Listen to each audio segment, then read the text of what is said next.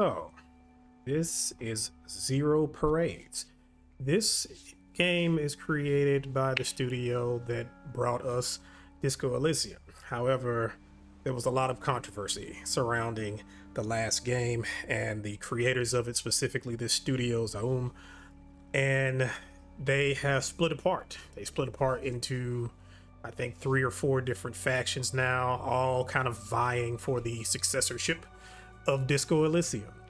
I initially wasn't going to play this game just because of the controversy surrounding it, and I really enjoyed Disco Elysium, the story around it. But I figured I would go ahead and play this and present this to everyone. If you want to see more of it, by all means. If you don't want to see more of it, I'll be more than happy to turn around and not post any more on the channel and play this in my own spare time. So, let's go ahead and jump into it. As far as I know is about the story, it is not connected to the world of Disco Elysium. It is its own thing. It has similar things, but it is essentially its own thing. You play as a spy who participated in a botched mission, I believe, and now she's trying to redeem herself, and we'll see how it goes. So let's jump into it. Now, I've played a little bit of it. I've played maybe 15 minutes of it, just the initial section of it.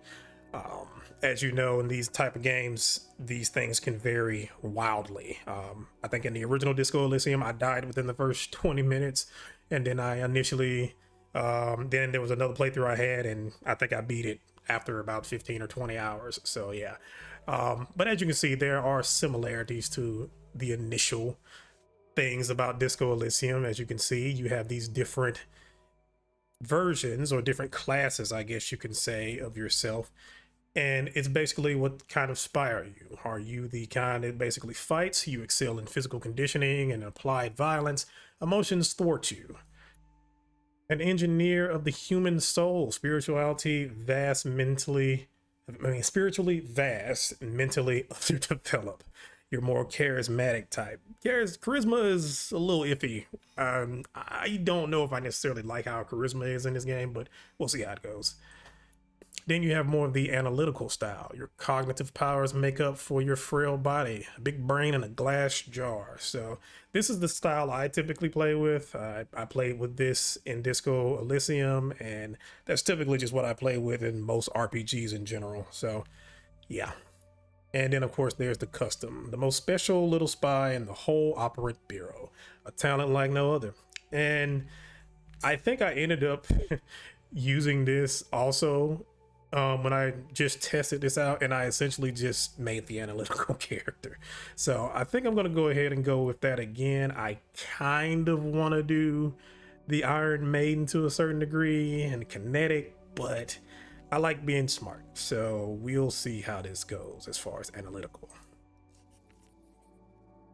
And also you have different abilities that you can unlock, just like Disco Elysium. The only catch is that these are your, if I'm not mistaken, no, this isn't it, but there are 3 things that you can kind of max out. I guess it's similar to the whole crisis mode in Disco Elysium.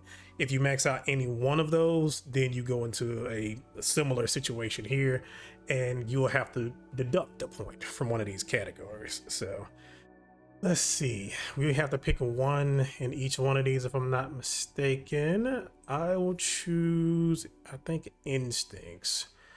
So let's see, coordination, different parts of your body acting in concert, agile and fluid movement, physical presentation. Doppelganger, when you must do more than a single you could, internal strength and resistance to pressure. Instincts, the uncontrolled aspects of your physicality, raw impulses, how your organism perpetuates itself. Sensors, perceptions and pleasures of the phenomenal world, notice details that others miss. Shadow play, for any action you'd rather go undetected. Advanced covert spy techniques, the voice of your training. So yeah, it's a little strange, at least to be, compared to how Disco Elysium was with certain stats. You're gonna hear me talk about Disco Elysium quite a bit, but we'll see how it works out. So I think I'm gonna go with instincts. No, excuse me, sensors. Yeah, I want to be able to notice certain things. This is something that, like in Disco Elysium, it would have been in the intellect stat category. So let's go ahead and raise that. Faculty of relation. Now, of course, we are mentally stumped, I guess you can say, when it comes to emotions and such. So what can we do to kind of augment our intelligence side of things? We have blueprints, your knowledge of the city and how people use it, buried secrets, useful shortcuts, improvised exits. Cold read, attunement to facial expressions, tics, body language. Read the room and act before anyone else. Nerve, when the task requires a steady hand and a quiet mind, don't let the world see what's behind the mirror. Personalism, what makes people tick, yourself included. Empathy and manipulation, your humanity at large. And statehood, social force embodied in the presence of coercion. Command and intimidates others. Internalized propaganda. So I've seen a couple clips of the statehood one. It is kind of funny. Now for this one, I think I'm gonna go with cold read. And last but not least, creme de la creme, the faculty of intellect. So we have entanglement, spooky action across this plane and beyond, extrasensory awareness, influence of the stars. This is one I believe would have been like in the charisma category. I remember there was one category in Disco Elysium where it was like you would know things or hear about things that happen in the world. You wouldn't know what the relation was to it, but it definitely had some interesting things that would be said. So gray matter, deductive and inductive reasoning, the rational side of your mind finds the order in everything. Poetics, see and express what others can't. Engage your creative engine, lateral thinking, and subconscious association. Again, this is something that I think should be in the charisma category. The totality of facts about the world, episodic memory, training, and education, the past and the present. And Technoflex, the secret language of machines and consumer products. Bend any device or system to your will. So I'm going to go with the records because, again, smart and all that stuff. We'll see how it goes now. Let us begin. The beginning of the war will be secret. Jenny Holzer. I once knew a spy.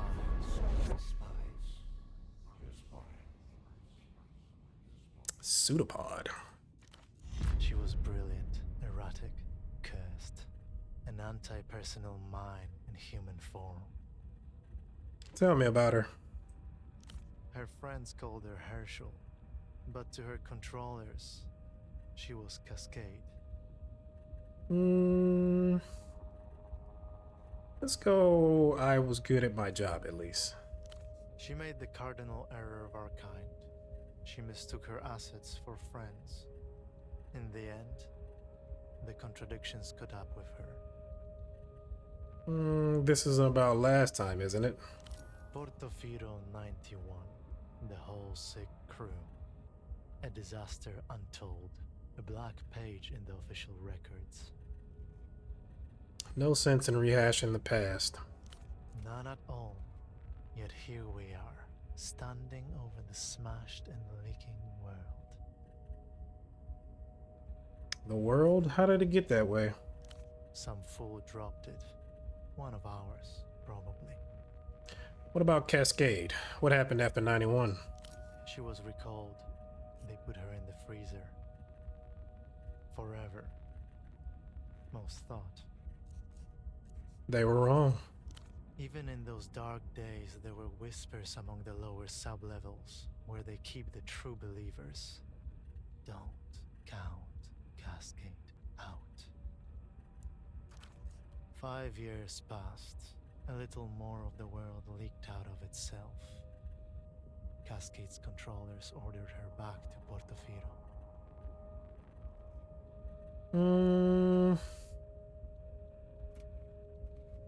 Let's keep going with this. They couldn't keep me off the spy scene. wasn't the scene, it was me. There is a new assignment, Cascade. I was supposed to give you the brief. I'm here. Where are you? Right here, in an armchair in a safe house above a 24-hour photo shop in the city-state of Portofino. Who did you say you were? No one special, just an arm-like sack of cytoplasm, a special move unique to single-cell organisms. But before that, I was like you, a spy for the People's Republics, one of the varieties of mankind. This is a dangerous place, Cascade. I should never have come. Why? What happened to you? I got caught with my pants down. Literally. On the plus side, I no longer have to worry about independent thought or movement. This was the human game, and he played it poorly. Time to give up his seat.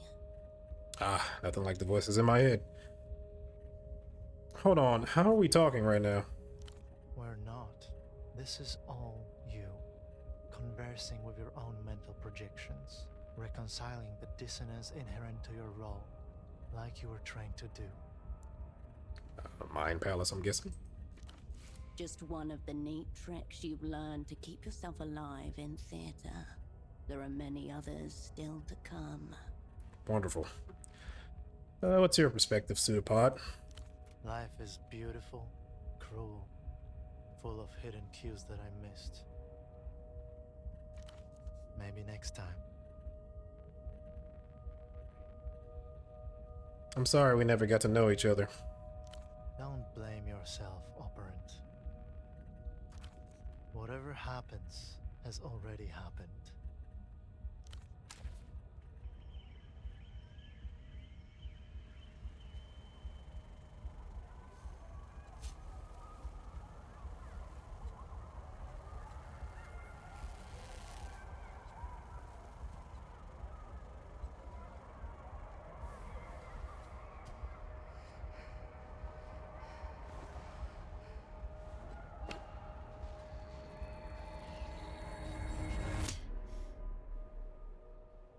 All right, so now we are into the world. Now, if I'm not mistaken, this game works a little different than Disco Elysium did as far as time goes. I believe when you click on things, that's when time advances. Sometimes it's short, sometimes it's long. It just depends on what you're going for at the moment. So, let's see what we have around us. We have old buddy here. Not looking so well. Displayed on the chair before you is a man, approximately mid-30s. His chest rises and falls in steady rhythm as he stares beyond you, unblinking. Hello? Pseudopod? His eyes are fixed glassily on the ceiling. Yeah, I think he's out of it. Cream paint, peeling slightly. A small room in a city past its prime. Nothing to suggest why the man is so interested in it. No response, no jolt, no tremor. The film is monochrome and silent. The only soundtrack is the low hum of the projector as the celluloid rushes from its spool. Look in his eyes. The green of long corroded copper. As for the face around the eyes, his jaw hangs slack, his glasses askew. The lopsided headphones accentuate a large bald spot atop his crown. Study his clothes. Stiff-collared shirt, a snug brown jacket, and nothing below the waist but a pair of red briefs. I'm missing something. This doesn't add up. As your eyes reach his feet, you notice that the man is also wearing 3 layers of socks, each slightly shorter than the one beneath it. Maybe he's cold. Let's check the area. There is no smell of alcohol, nor any open containers, no drug paraphernalia either. just a loose cord trailing to the stereo system. Like a cosmonaut's safety tether. Let's check his vitals.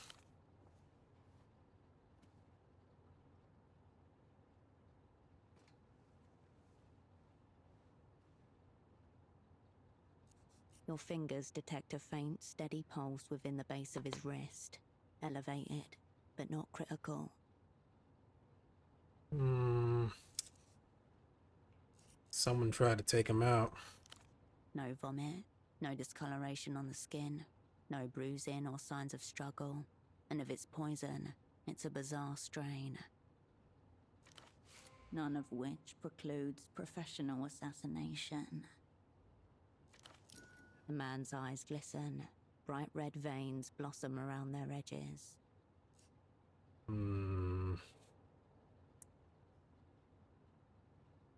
First impression, I can't work with this. There may be little opportunity for a second, based on the current visual. However he ended up like this, the result is the same. Operant lost. So, as you can see, my anxiety is raising here. These are the stats that I mentioned earlier. You have fatigue, anxiety, and delirium. If these go up to 20, I think it is, then you're going to have to take a point off of one of your stats. Good times. You wonder briefly how much or how little you owe him. Let's search him for clues. Clipped to the inside flap of his jacket, you find a laminated badge, emblazoned with the crest of the Import-Export Bureau of the People's Republic of Kohila. The name reads, Esteman T. Below that, a title, Im Ex-Lead Hosiery.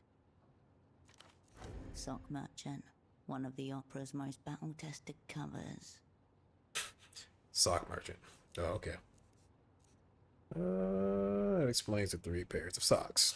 Wearing the wares for ease of display, an operant committed to his role. Let's check his pockets. 3 other things of note. A slip of paper, a business card, and a rock-hard piece of candy. Examine a slip of paper. It's a purchase order for 10 socks, made out to Carmuna Pessoa, Fashions and Garments Bootleg Bazaar. Oh, I guess we're gonna have to pay her a visit. Bootleg Bazaar. No coordinates found. Some kind of marketplace, and not one you've ever been to. Yeah, I should check this place out. It's a lead in any case. You just need a local to direct you. Let's hold on to The that. slip of paper grows heavy in your hand. It feels like a baton. Pseudopod's obligations are now yours. You owe this woman 5 pairs of socks. Examine the business card. The card is cheap and scuffed.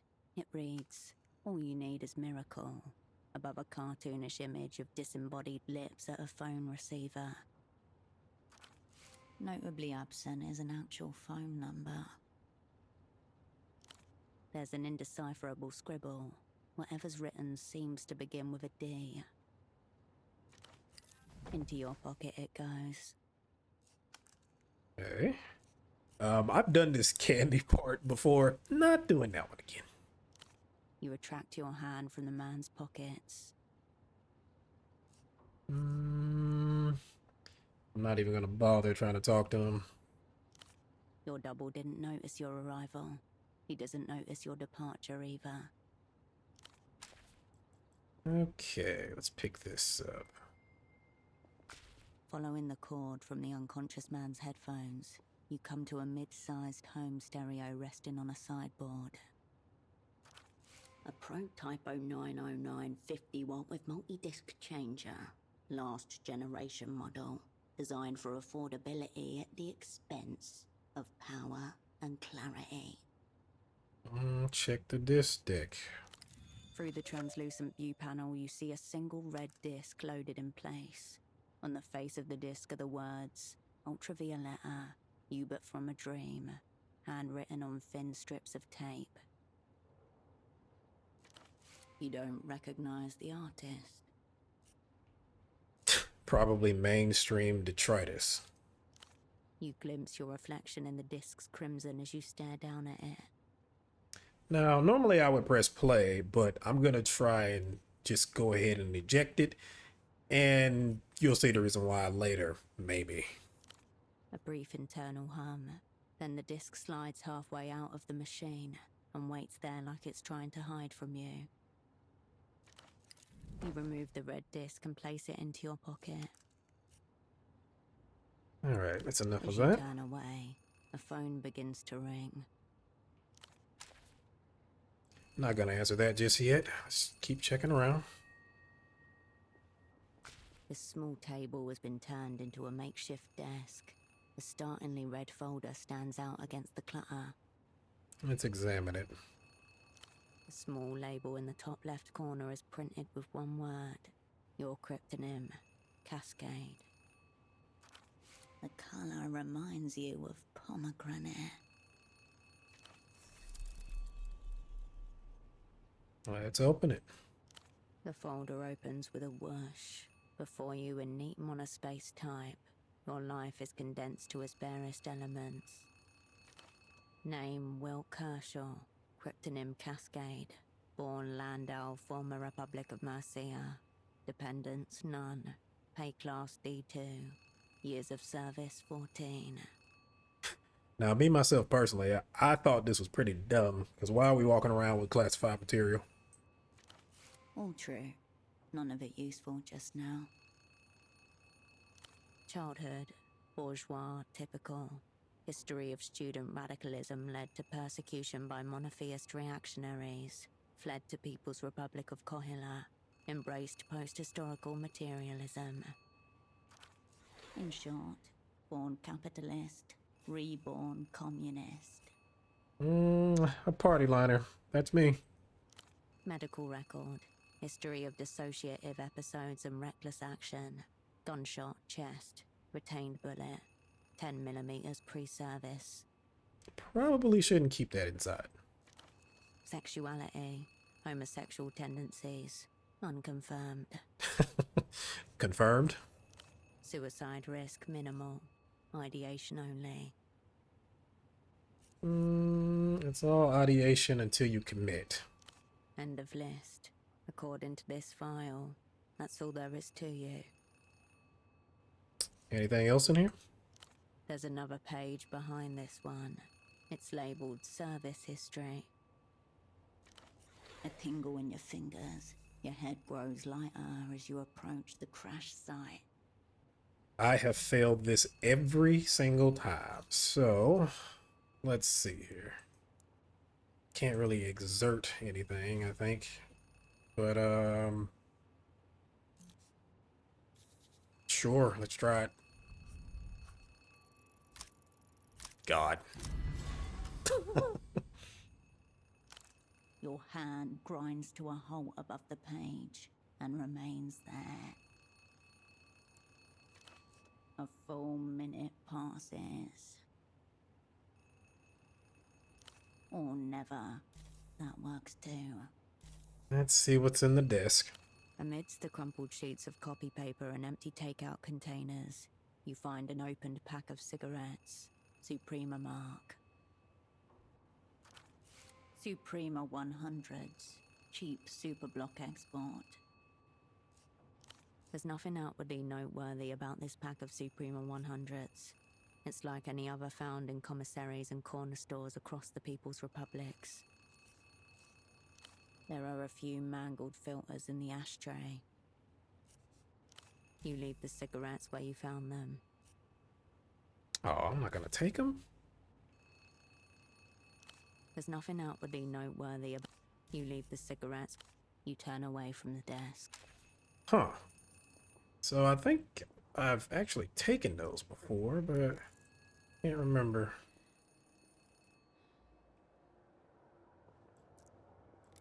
And that's the front door, so nothing there.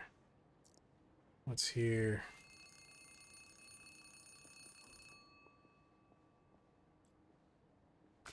A pair of men's trousers are hung delicately over the shower rail.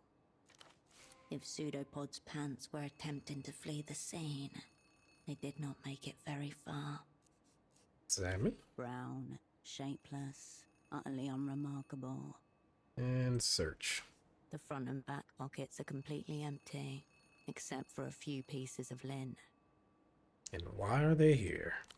One of the many mysteries concerning men's trousers. He was trying to smooth out creases with shower steam. Oh. As you turn away, a stray thought passes. They may never be worn again. Alright, now let's answer the phone. You pick up the phone. The handset vibrates in your palm. I'm gonna say nothing. I am a spy after all.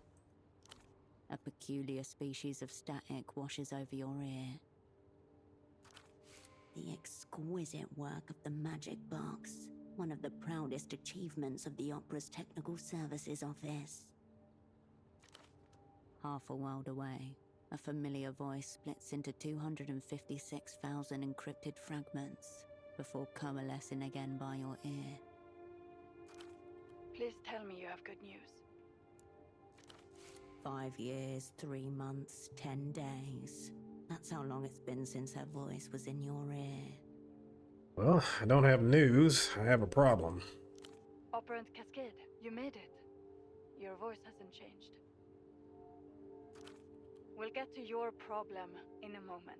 Put Pseudopod on the line. You glance over at the man in the chair. You feel the receiver slipping from your sweaty palm.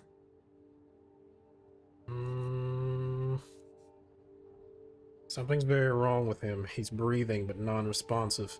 More than that, I can't say. For a moment, no one says anything. There's no sound at all save for the blood in your ear and the electrostatic hum of the ultra-long distance connection. Has he been zeroed out? Eliminated, killed, rendered inoperant. Heavy words. Words that set machinery in motion.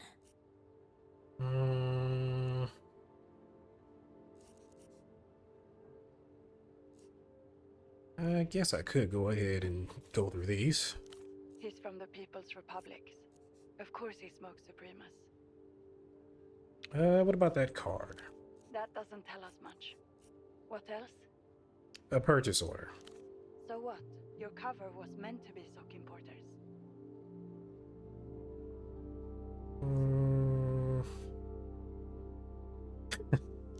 Excuse me, why the fuck are we talking about socks?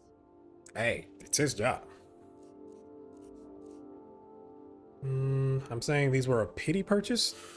Pity purchase? Is that some sort of joke? I'll ask one more time. Is your double zeroed out? Great.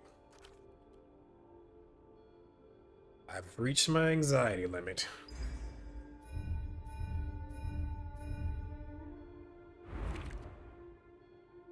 Okay, so I'll do personalism since, I mean, I'm all about analytics and such.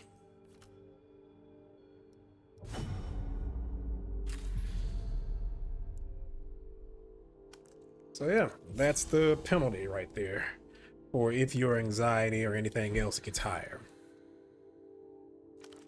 You must speak the word. She cannot make the determination herself. And so far, I don't think I've seen anybody not get penalized in the beginning. It may just be a part of the story. I'm not sure. 5,000 kilometers away, in a small office deep underground, a mid-level controller of the Operant Bureau leans forward and cups a hand over her earpiece. And yeah, he's dead. Right. I wonder which it is. Have our enemies blown us up already? Or is this just another day at the basement massage parlor of spy services? Fucking hell. The opera's going to hang me by the toes. For you, it's back to satellite facility B. aka the Freezer, the opera's labyrinthine archival complex, where the old, useless, and discredited are consigned until they're dismissed or die of despair.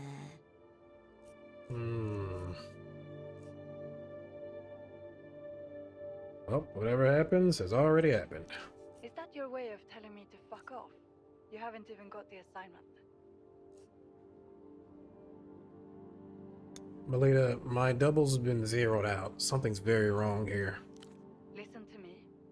This assignment is over. Effective immediately.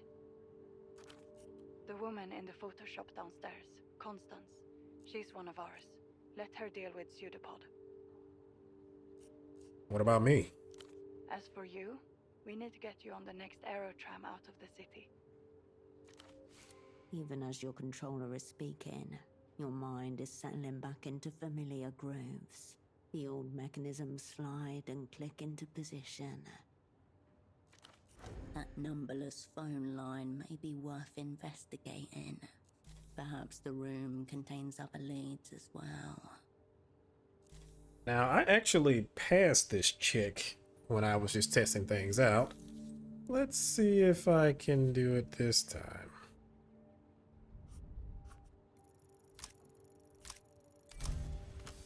Oh, beautiful. You've been on filing duty for 5 years. Out of action. The opera wouldn't rush you back in theatre. Unless... One of the whole sick crew reached out. A half moment's hesitation. Where'd you get that idea? Not a denial. Proceed.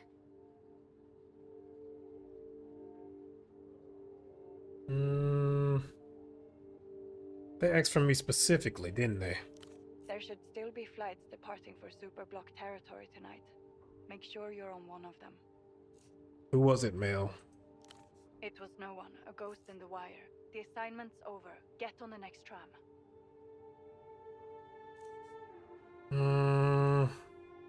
The tram. Sure, on my way. If what you're saying is true, enemies abound. Don't get yourself zeroed out. A click, and the line goes dead.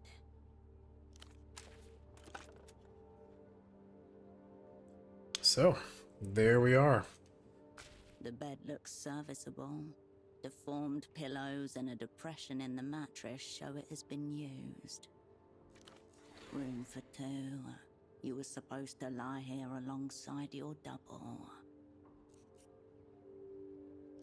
A few of them you already know. At least this one gives you access to a bed, should you ever want to lay in it. You turn away. Daylight spills in from the window. I wonder if I'm gonna have to pay for this one. So yeah, this is about as far as I've gotten. I haven't really done anything else besides go downstairs, so pretty much everything from this point on, I don't know. I have seen a couple playthroughs, but I wasn't actually paying attention. Enough!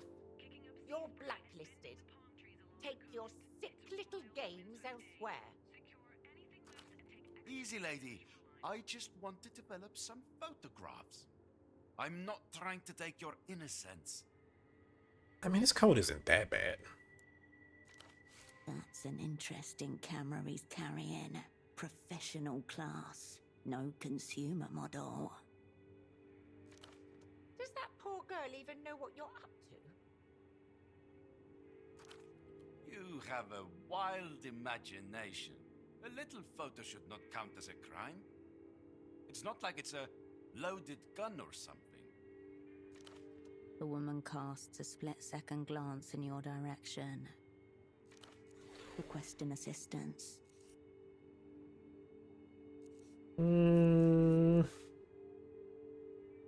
What's going on here? Stark realities that prevent me from pursuing my interests. Also racism, maybe. Very well. Photo 24 can have this round. Thank you for this extreme stress I'll now carry through my day. He gives you one more glance as he leaves. garish coat flapping behind him.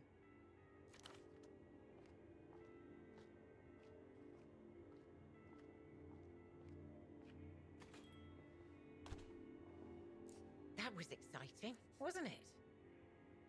Who was that man? Nobody. A seedy little oddity who likes making fantastical threats. He's been here before? Oh yes, keen photographer, limited in subject. Lucky for you to only catch him on the day of his banishment. You've not seen the last of him. The two of you are bound by a hideous orange thread. Ah, while I have it here, this is the screwdriver pseudopod requested. For the fax machine.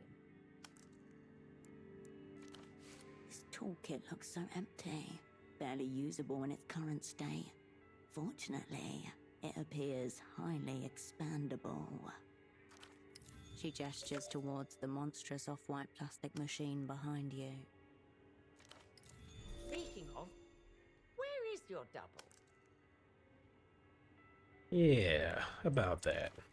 This woman could be a valuable source of information if you can prise it from her. Right. About Pseudopod. Yes? What is it? He's totally fucked. Inoperant. Actually, I said that before. Let's go with something's wrong with him. He's completely non-responsive. My God. You're saying he's... I can't say. He was like that when I found him. Oh. Oh, God. What do we do, Oprint? First off, when did you last see him? It was yesterday, when he returned for the evening. He looked stressed, like he was shouldering a great burden. What sort of burden? It must have been the assignment, I'm sure. You mean he looked depressed? No, not depressed. Pseudopod was a very good teacher. He said it would fall on me to see after any operants who are incapacitated in theatre. I wonder, did he ever suspect he was talking about himself? Does anyone else have access upstairs? Absolutely not. Nobody's been upstairs except yourself on Pseudopod. You're certain? No aggressive locals with fancy cameras? I can assure you, Operant. Oh dear, I could use a rag. I found this in the stereo upstairs. I've never seen this before. What's on it? Meaning Pseudopod must have brought it here. Do you know a band called Ultravioletta? No, I don't pay attention to all that. Music is very overrated in my opinion. I haven't had a chance to listen to it yet. I see. Maybe that's a good place to start. I must say, it doesn't look like a regular disc like you buy at the shops. This looks more like a bootleg. So what do you think happened? I haven't the faintest idea. I'm adrift. Pseudopod struck me as an absolute professional and very cautious. I suppose I could move him to the spare room down here.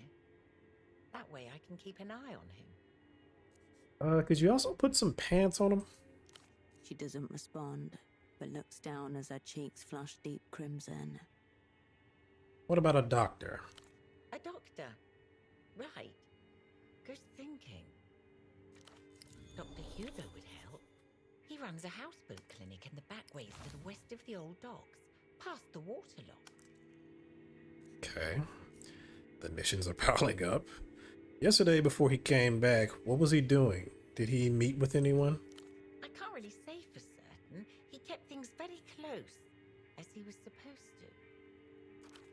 Have you tried the bootleg bazaar? He was down there yesterday. The bootleg bazaar. That matches the purchase order you found on his body. What was Pseudopod looking for there? He said he intended tried to interview some of the vendors. I can't tell you what he was after precisely. How do I get there? You can practically see it from the front door, due south, in the ruins of the old Essilk factory. Head west from the roundabout. If by some chance you find yourself in Party Alley, it means you've gone the wrong way. Very good. Thank you, Constance. Anything for the assignment. Was there anything else? What's wrong with the fax machine exactly? It's that little amber light. It means out of order, and I haven't been able to get it to green, meaning in order. Pseudopod assured me this machine was a vital tool of communication, as precious to our work as the magic box we installed on your room phone. So, what do you expect me to do about it? You've received all sorts of technical training, I presume. I would think getting a little light to turn green should be well within your powers. You'd be surprised. I remember when I worked in the plants, I could run pretty much any weld cell or final assembly cell, no problem. Messing with the computer or printers? Nah. A dread beast humming with dormant power. A handless scribe. It just needs to be soothed. Do you happen to know what this miracle is about? I certainly don't. It looks flirtatious. Do you partake in flirtations, Constance? Never during working hours. Seedy business attracts itself. Try the Fogged Mirror. It's a bar just to the west, along Party Alley. Your old haunt, where you met with your former assets once upon an assignment. Haven't been there in a long time. I try to avoid it, personally. I don't think I'm gonna have anything here, so let's go ahead and head out. Before you do, I understand this is your first time back in theatre for some time. She hesitates, a little shy all of a sudden. Yes?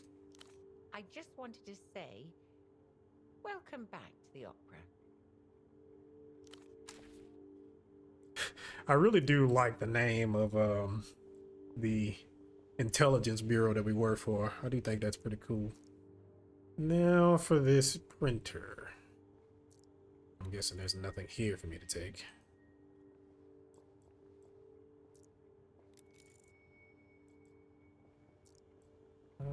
Let's see. Some world things. Is this the printer? This is a gigantic printer.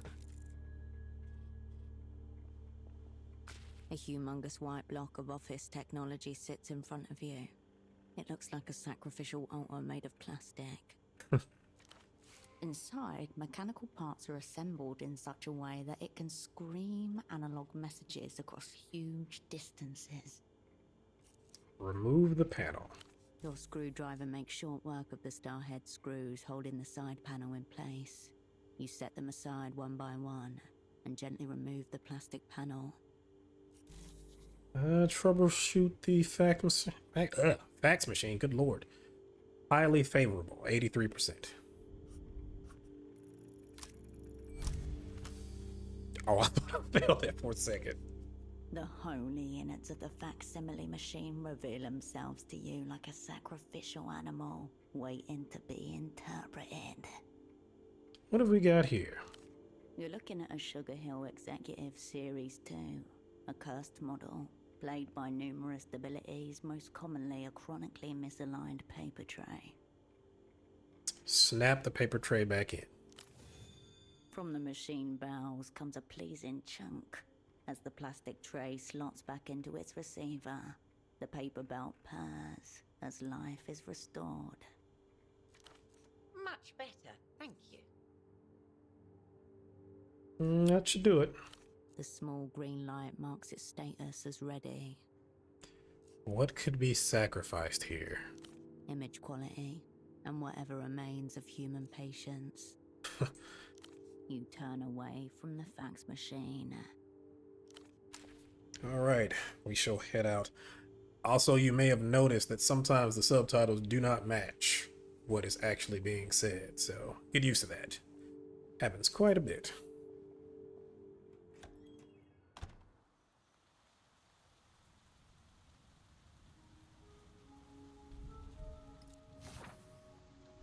Alright, so we are now at Portofino. I'm guessing this is my room up here.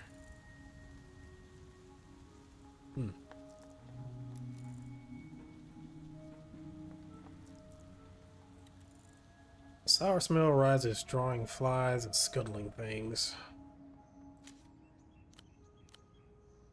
The people's beer. Drunken bars, harbors, kitchens, and streets across the world. Oxenbach. Anxiety -2, delirium +1. I might need that, actually.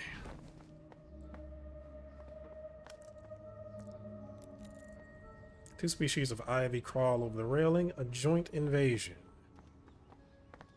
Now, I was told to go south and then head west. What's over here? This tuk-tuk has been parked for some time. An exposed ventilation pipe big enough for a fool to crawl through. Then a hint, hint, wink, wink. A portrait has been stenciled over the movie poster. Womb-grown bullets, perhaps, is such a thing as a perfect animal. Propaganda. The consumerism must be this way. I'm guessing that's our statehood talking. Guess you don't have anything to say. A luscious display. Hey, tall lady. Rude. Finally, someone with courtesy. Do you know when the 9 is coming? A handsome man shifts in place, glancing over his shoulder towards the tram lines. Suitcases surround him. I'm just out for a walk. Ah, sorry to bother you, madame. I suppose not everyone is stranded here like myself. Why are you stranded? I'm waiting on the 9. I was told it was having some problems. But it's supposed to be in service any day now. How long have you been waiting? I was told it's supposed to be in service any day now. That was a week ago. Enough time to grow accustomed to new surroundings and start noticing things. A week is a long time to be waiting around for a tram. I agree. But what am I to do? It seems to be the only way out of this city. Maybe I can ask around about the 9, see what's up. I would appreciate it. Another quest. Have you seen my colleague by chance? Middle-aged man, medium height, brown jacket, bald spot. I did see a man like that some days ago, I think. Near the bazaar, in fact. My colleague, was he with anyone? No, he was alone. Why do you ask? He was supposed to meet me here, but didn't show. I found him having some kind of episode. Let's just say he was supposed to meet me here. I guess we share the same fate. I'll check back soon. Thank you. I'll be here in the meantime. Waiting. Okay, not a whole lot there. Except for another quest. Let's see what these dots are. Dossier. Okay, so this is just my stats. Inventory. Very similar to Disco Elysium, as you can see. What else do we have? Don't have conditioning. I'm assuming that's going to be like the thought cabinet. Party alley. I think that's one of the places that I need to go to. And journal. These are the missions. So, finish task.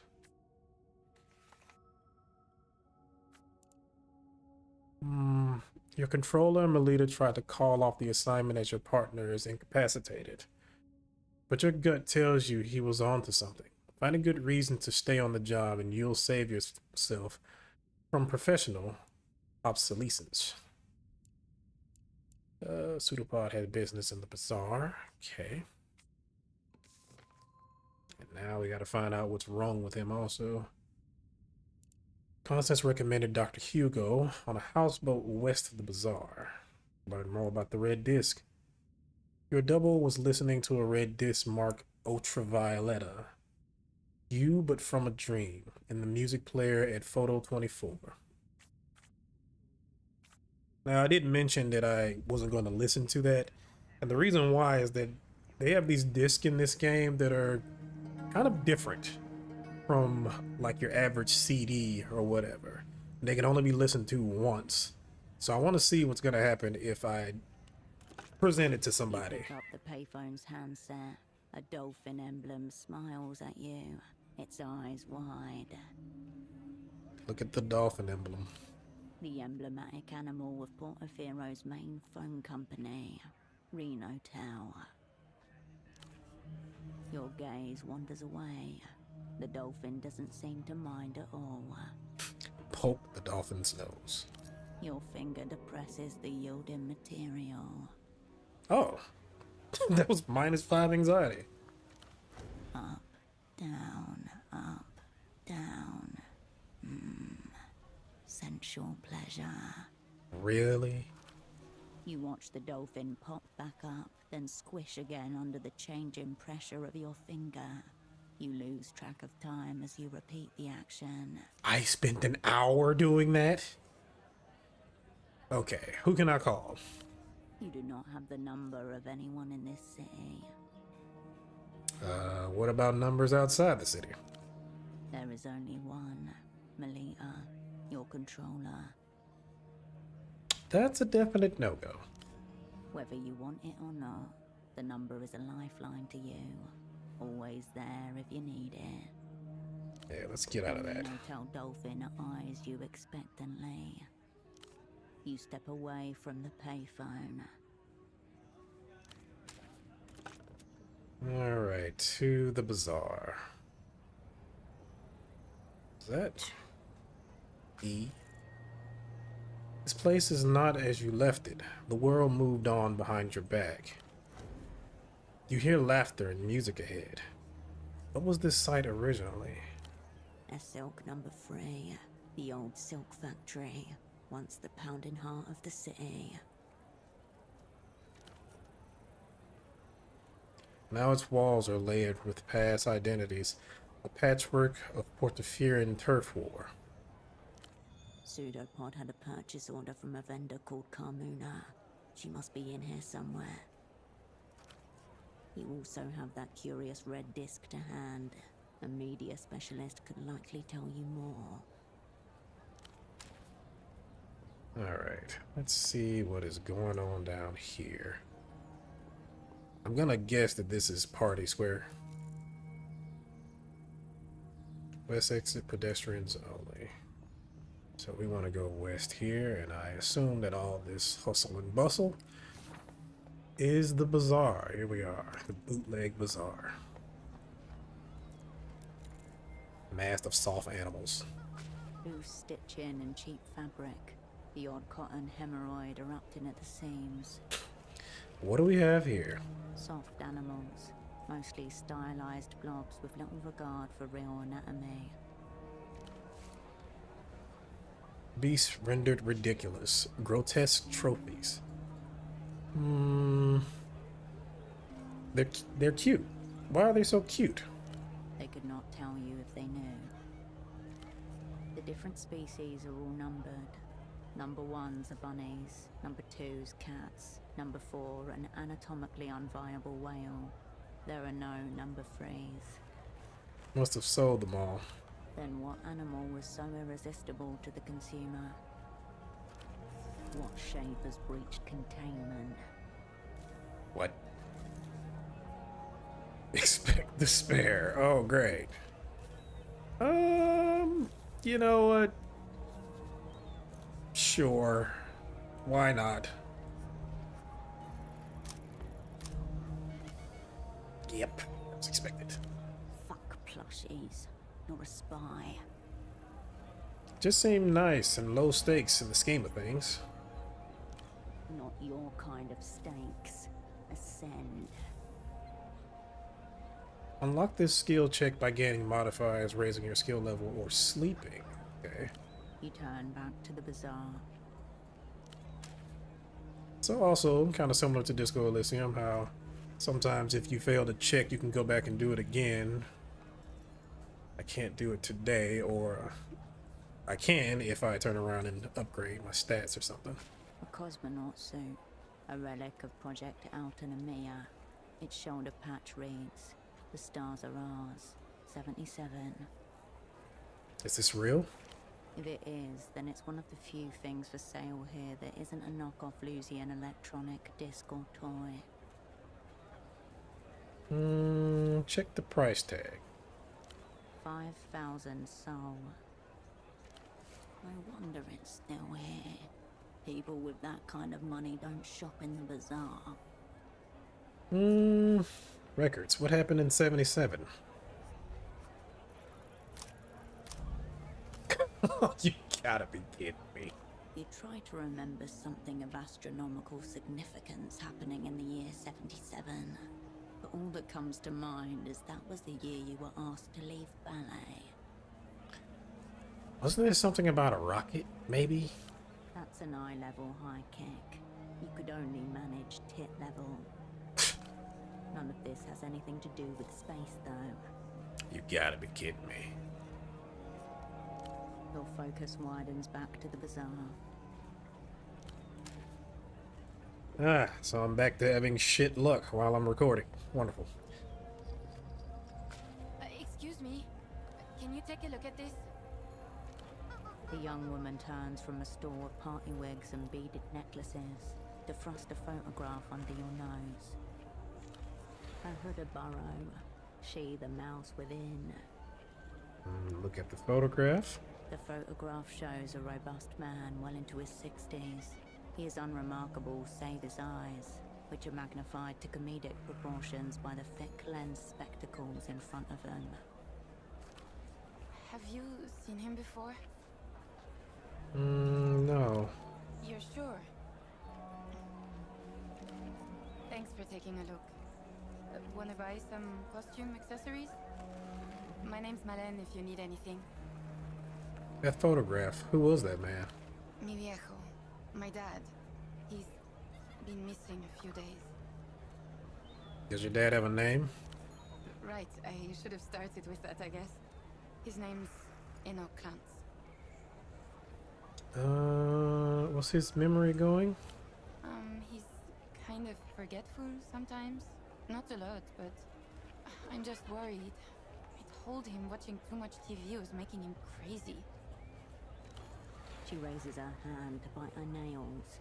A new habit. They're bleeding.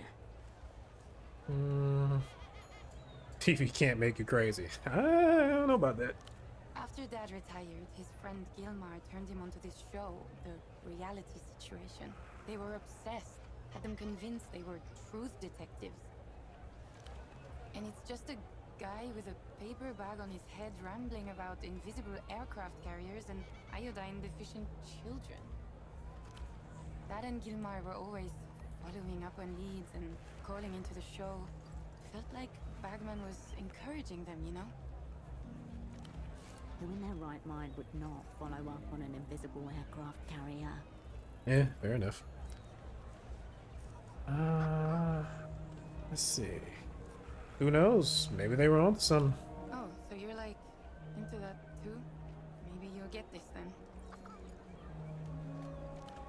My dad developed this insane theory about the payphone to the western exit of the bazaar.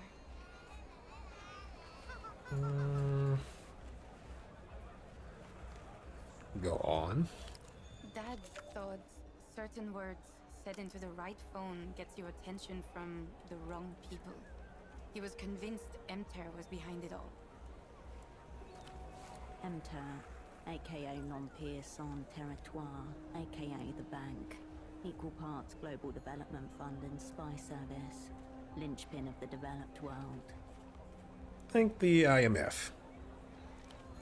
Dad and his friend Gilmar were big into conspiracies. They were obsessed with the reality situation. They really bought all that stuff. Why did he think it was Imter making people vanish? Bagman did an episode on them, and so Gilmar started following random people thinking they were from the bank.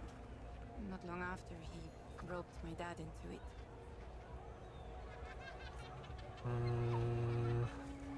And what's the Imtor type according to Bagman? Guys in expensive business suits usually. Foreign accents, verbally abusive, and tight with their money. Except when it comes to treating a client. What did he say they were up to? Normal rich guy stuff. Hitting up the bars and shouting abuse at the local drunks. And then they disappeared into penthouses where they couldn't be followed. Did they stop? Miriajo did, but Gilmar stayed out. And then he called my dad around 2 in the morning. He'd overheard something and was explaining it when the call just cut off. My dad went by his house the next day, but Gilmar wasn't there. And not long after, your dad was gone too. Yeah. He looked for Gilmar for 2 weeks. Reported him missing to the GMs. Nothing. Why would Enter care about a couple of impressionable old men? What are the words he thought said it all? They seem pretty random. Cousins, moon, reunion. Do these words mean anything to you? On their own, sure. Together? Gibberish. That's what Gilmer said to him on the phone before it cut off. I guess. When he tried to tell me, I wasn't really paying attention to him. He had those written down on a pad in his bedroom. He told me not to say them if I used the phone. It all sounded so silly. So you're saying Imter got Gilmer, and then they got your dad. A couple days ago, he stopped by the stall to bring me lunch. Then he said he was going to make a call. I wasn't nervous at first. I figured there was no risk of anything actually happening. And then he didn't come home. Washing out the container that carried homemade rice and beans. Glancing out the window above the sink as the sun goes down. I see. Yeah. It's just crazy old man shit. He probably just wandered off. Momentarily, the mumbling from the nearby stalls hushes, listening. Alright, got the measure of that. Anyway, you want a wig? I hear they make you fun at parties. This kid, I just kind of want to cag him up, and that's evil. I'm looking for someone too, a colleague. Have you met a guy who was really into socks recently? Oh yeah, he came by. Nice man. Talked a lot about socks. Tell me about him. He was, normal. Pretty forgettable, if I'm honest. I told him, unless your socks are mismatched and neon colored, I'm not much use to you. Any idea where you went? Something's happened to him. I'm trying to trace his steps. Not really. Wandered off into the bazaar. Looking you straight in the eyes. Sympathetic. She really doesn't know. What do you mean, something's happened? Did he use the phone?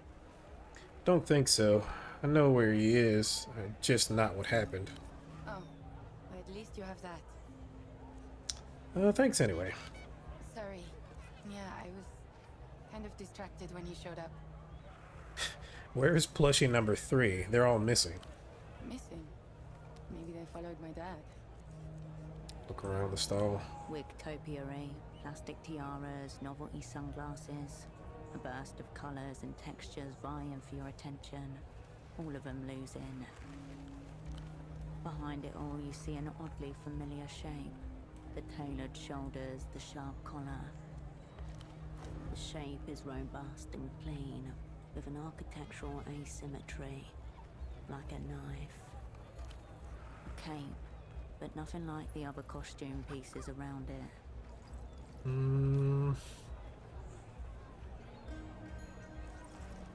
First, where's this allegedly tapped payphone? Why?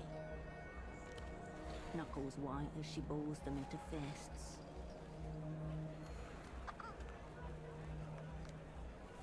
Have you tried it yet? No!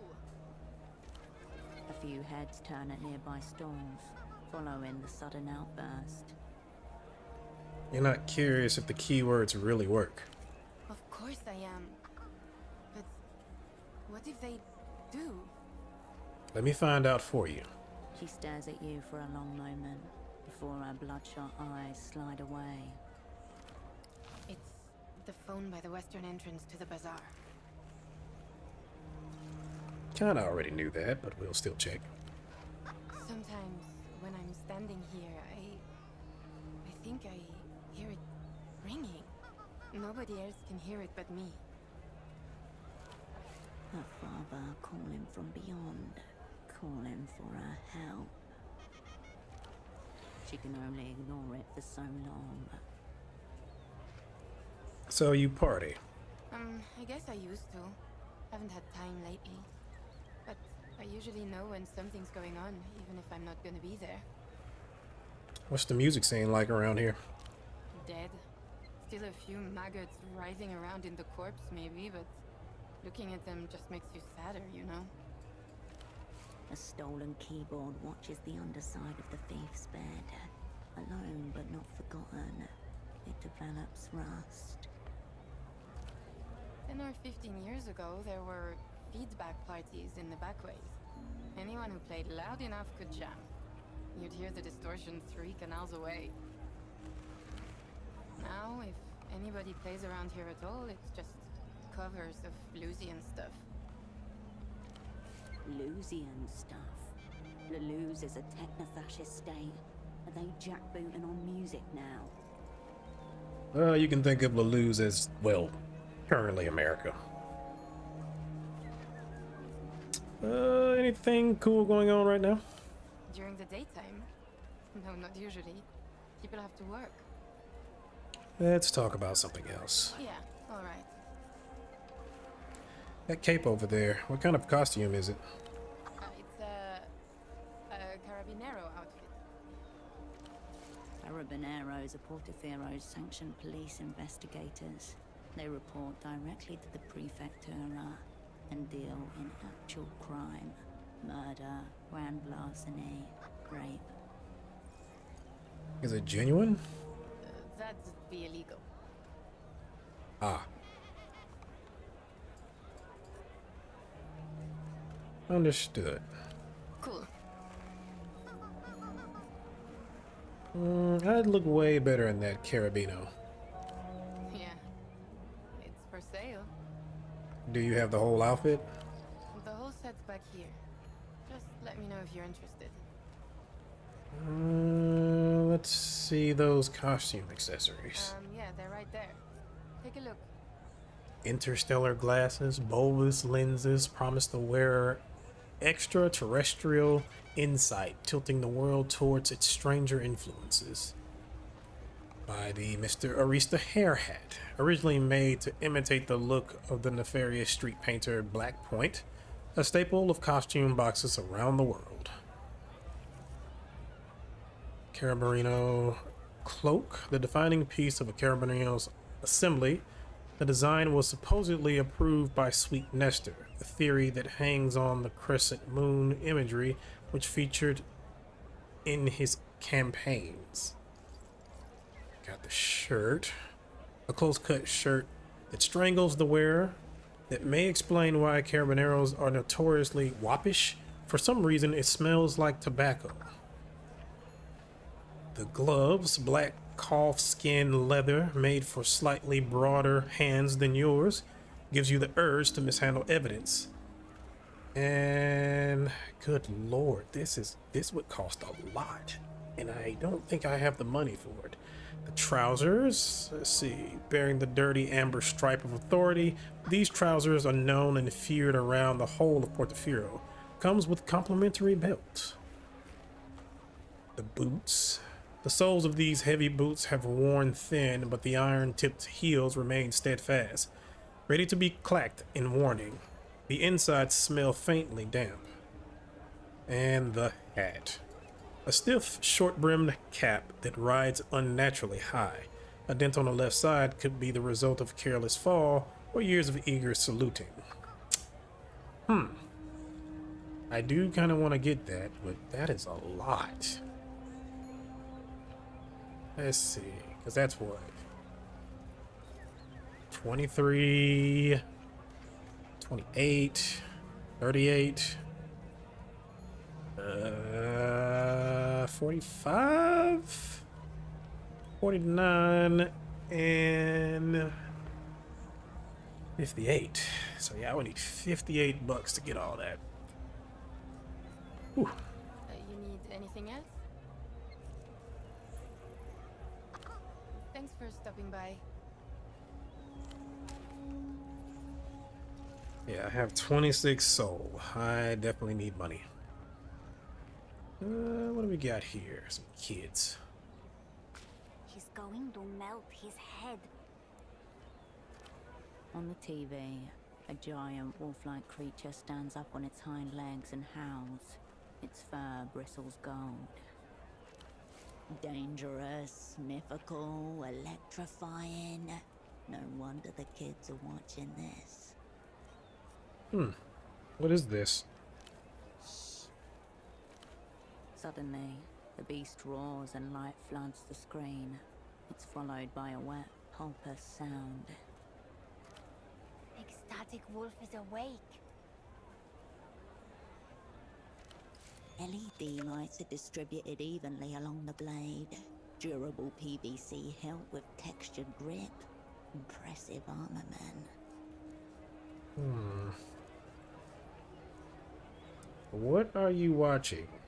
Wolves.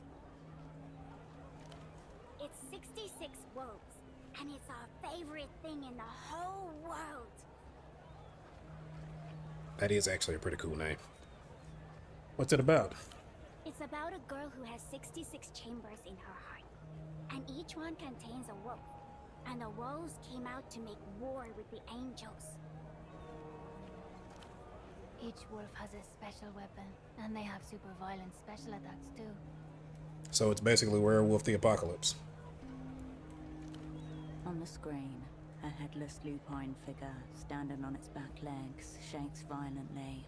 Blood pours from its neck as flesh reknits itself. Incredible. Yeah. It's the best show. And it's from Lalouse. The Loons, once a powerful empire, now reconstituted as a modern techno-fascist state. The rising military and cultural power of the day. Again, America. Do your friends also like 66 Wolves? Everyone loves it. Some of the grown-ups like it, even though it's a cartoon. Notice that the broadcast is in Mercian, not Lusian, dubbed for a foreign audience. It does seem pretty cool. Don't tell that to the music man. He hates it. A neurotically organized stall, about 10 meters west. A morose man stands there obsessively cleaning a disc-like object. That guy? Yeah, him. A man of strong opinion that he's not afraid to shout about, even to children. There are audio discs of the show? Yeah. They have songs on them. Like the main theme at the start of the show. Or the one from when Nimblewolf burned a whole angel city. Even the angel babies. Don't tell me that this disc is like the 66 Wolves thing. He says he won't sell the music discs because it would poison our brain with sonic excrements. Want me to talk to him? Well, maybe. But it won't change his mind because he's a loser. What about Portafiran cartoons? Do you watch those? I don't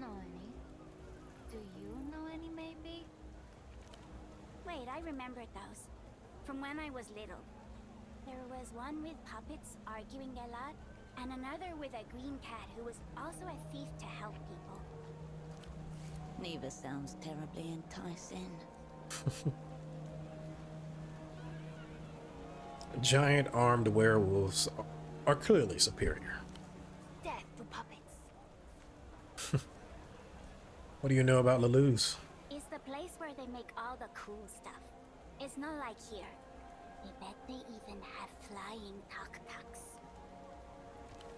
Ridiculous. These wobbling open chassis abominations can barely function on solid ground. And also we have cousins over there. Some Portaferans refer to Lusians as strange cousins, a nod to this island's colonial past. Is your family from Lelou's then? No, we were born here. And Mom is from Anson. Certainly not part of Lelou's. It's a wealthy state in the developed world, known for its bogs and poets. So, Louisiana? I asked Mom if our cousins could come over one day, and she said it's hard because La Luz is so far. I've learned a lot today. But we barely told you anything. We can tell you everything about 66 wolves. So you can just ask, okay? I have questions about 66 wolves. You can ask. We know everything. Tell me about this girl whose heart is full of wolves. The angel Canopus cursed her before she was even born, because of her mom. It was vengeance. So now she's getting vengeance on the angels. No. Now she serves Canopus in her war against the other angels. There's Deneb, Polaris, and Razzlehog. Razzlehag is gay. He's the gay angel. Shut up. I like him. And that's not how angels work. Isn't Rosselhaig one of the factions in Battletech, if I'm not mistaken? What's so special about these wolves? They all have their own powers. Who's the strongest wolf? Ultima Wolf. Of course. But Ultima Wolf only appears when times are most dire. Also, of course. Your tongue runs along the familiar edges of your canines.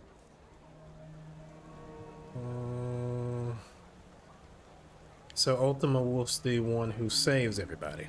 Well, the last time Ultima Wolf appeared, she burned a village of women and kids. Oh god. It was sick. What's the scariest wolf? Grieving Wolf. When she plays her heart, even the angels cry. She also ate Nabia's sister while they were all locked inside Nabia's heart.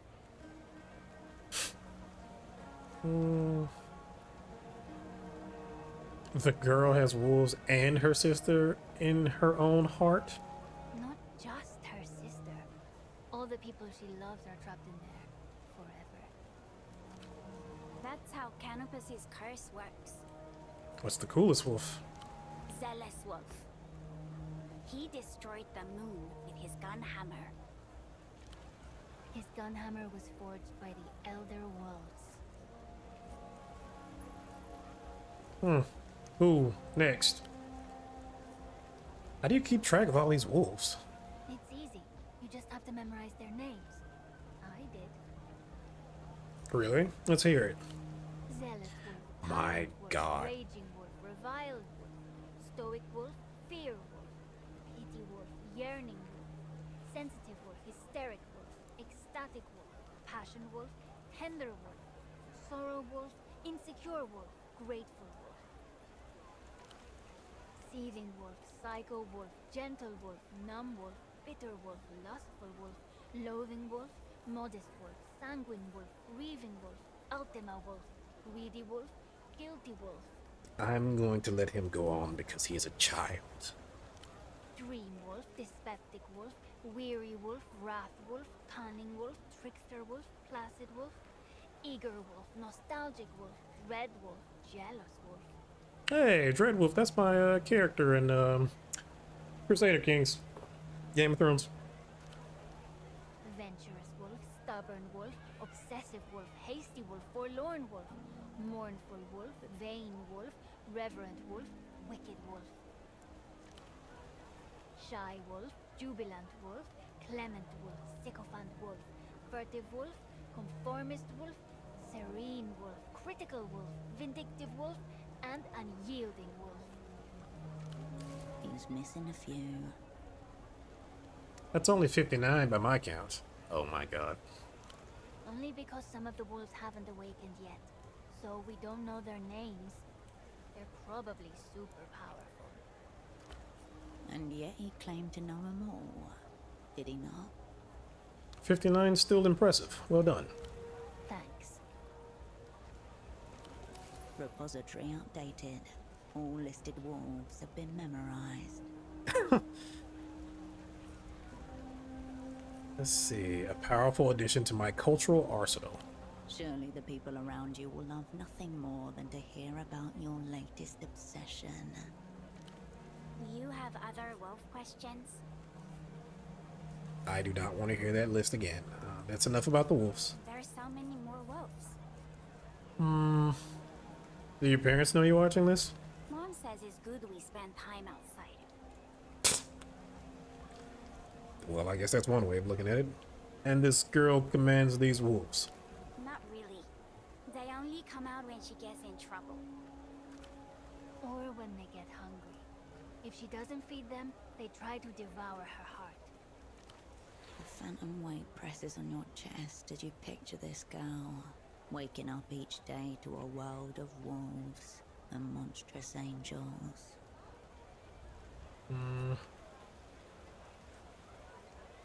This girl must be terribly lonely. Let's say so the wolves are her friends. Your friends want to devour your heart. I wouldn't blame them if they did.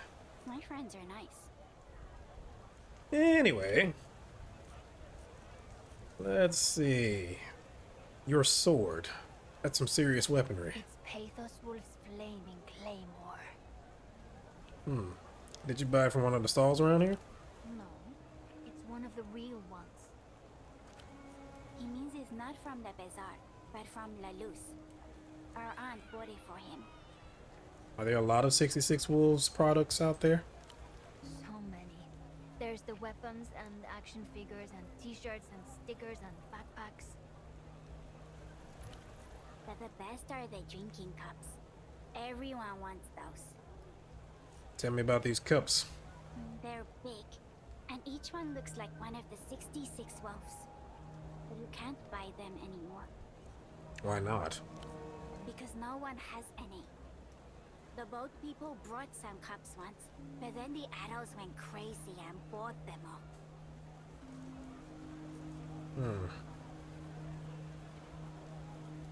all. Tragic. A central planning committee tasked with cup allocation would have solved this. No, I'm just gonna say animals. I asked the boat lady when she would get more, and she said they're really hard to get, even in La Luz. The toy stall had bootleg ones, but no one liked those. The wolves looked all melted. Is there anything special about these cups? Special? What do you mean?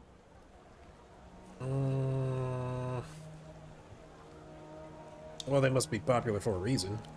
You can drink from them. There's a straw. And they look like wolves. Ah, consumerism. That's it for now, kids. Alright. So, what now? Would you be willing to part with that sword? My sword? But it's my sword.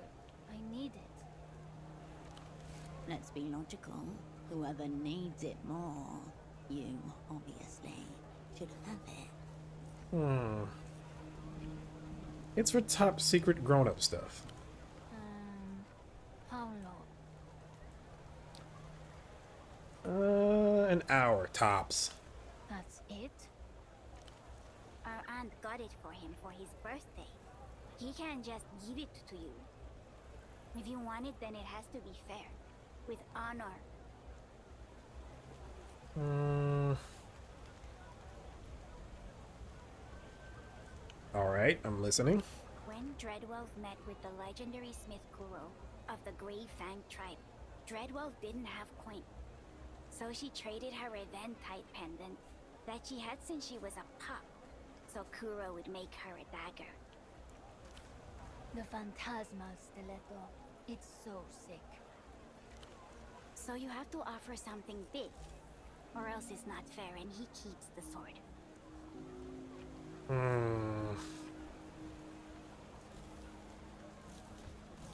And if I exert, that would be a 35% chance.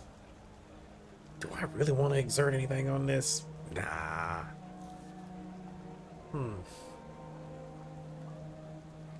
Yeah, later, kids. The children ignore you, entranced by the television. Alrighty, this man. What do you have going on over there?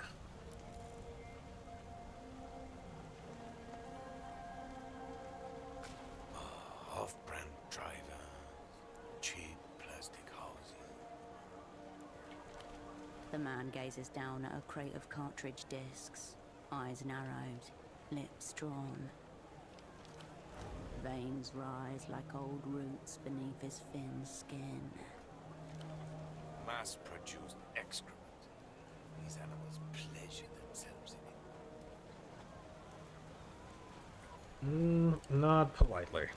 Those smears near the optical pickups? That's not damage. Shame. It oozes out over time. It would be nice if I could put my hood on. You see this? Each one guaranteed for 10,000 replays. Obscene. No one will ever get it the way he does.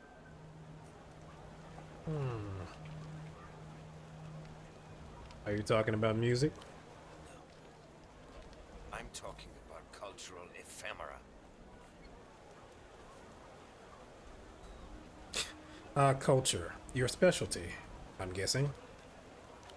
Speciality? But, as you can see, I spend my days backed into a corner, hopelessly outnumbered by the dead-eyed horde, dreaming of format-assisted auto-annihilation. Something about formats. Pseudopod was listening to a diss. Possible suicide intervention. Waste of your time. Oh, okay. Now I could do this. Sure.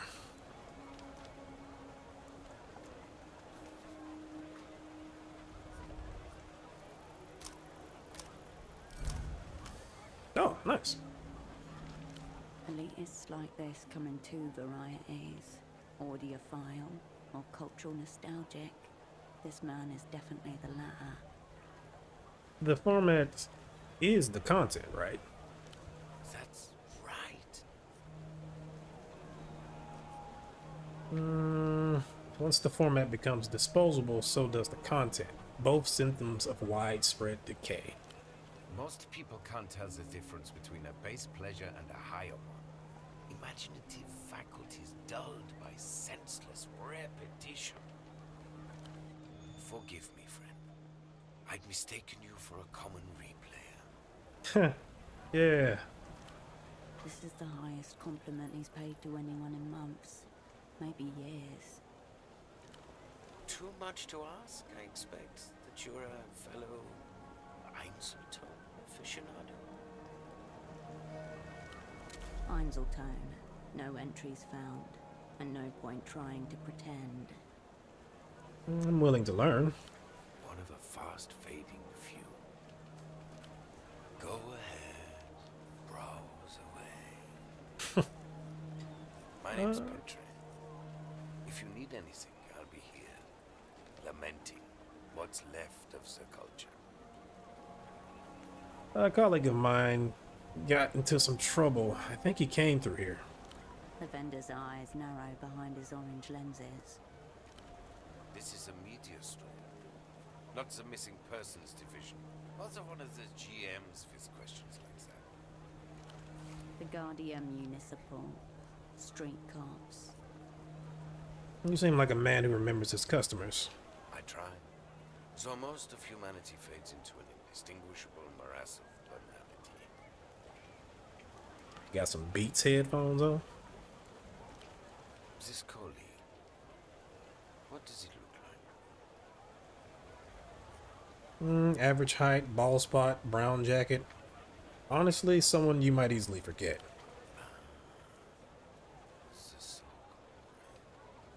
Dialectical looking glasses. Air of advanced virginity. Advanced virginity is crazy. Good lord. Yep, that's him, sock specialist. Yes, he came by here. Little communist lost. Adrift among the many wonders of the free market. You see him now, eyes wide, reward circuit shorted out by the cut and thrust of commerce.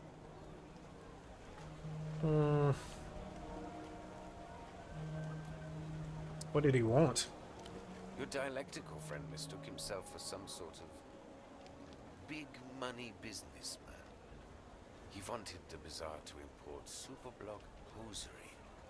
Socks to start with, but there was talk of cotton tights, even stockings if the venture took off.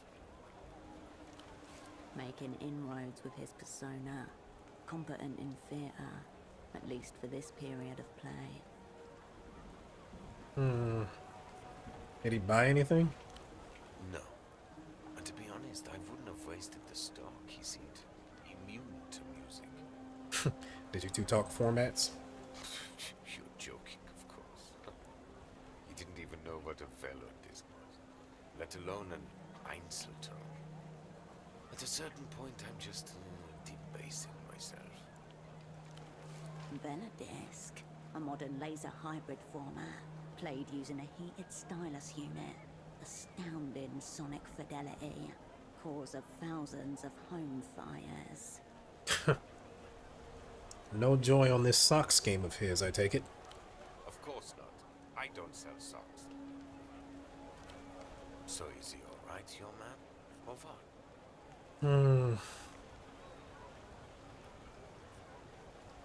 I'm doing my best to get him some help. Yes, yes. We are all so well intended. The vendor gauges you behind his coloured lenses, tongue skimming teeth. All across the city of Petra there is silence. People peer out fearfully from the slivers between curtains. I'll be blunt. Are you with a weeping eye? What? The techno-fascist secret police of Leloons, dark subconscious of the state, specializing in old-school, ugly methods. Ah, the CIA. Such insult. The depressed reactionary has mistaken you for your direct opposite, your sworn enemy. Why would you think I'm with the weeping eye? Because they've been especially active here recently. Usually they just let things slide. All the Lucian merchandise, good for everyone. But these days, they're staring right at us, unblinking.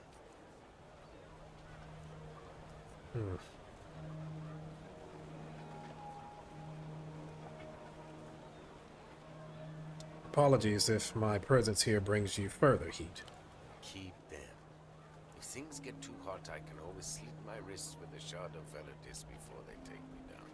Oh, okay. My point is, your colleague was asking questions. Now, something's obviously happened, and here you are, also asking questions. Given the current climate, no one wants to answer these questions, least of all, me. What if my questions were exclusively about formats? Then I would attempt to educate, obviously. I'm not some kind of street hustler, friend. My merchandise is mega premium, the best this side of the big blockers. I'll tell you what I told your sock friend. Speak to the boatman down by the Vest docks.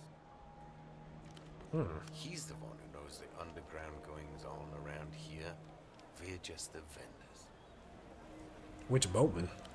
The cool one. In his baroque hierarchy of shame, being cool falls just under being a replayer, whatever that is. Excessive sunglasses, relaxed aura, likely on a boat. No way of confusing him. Okay. Wonderful. Now, for all our sakes, please say no more. If you want to talk media formats, I'm your man. This other stuff. Alright, I found a strange disc. Strange how? Format or content? You tell me. He takes the disc warily. An Einzelton XR. Where did you get this? What's it matter? Einzelton hasn't been available to consumers for a decade. A disc in good condition is for thousands of solitude people who appreciate its wonders. What wonders are we talking about? The apex of auditory technology. A high-fidelity and dynamic sonic experience that self-effaces after a single play.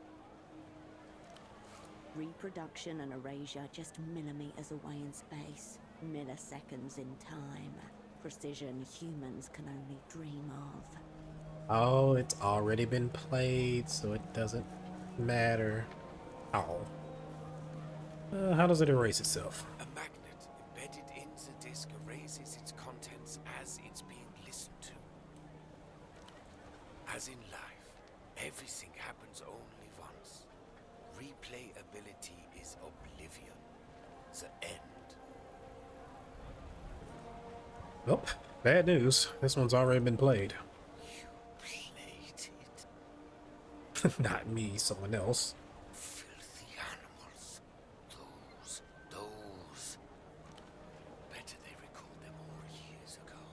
Better a mass manufacturing fault than this. To save them from this humiliation from being passed around like...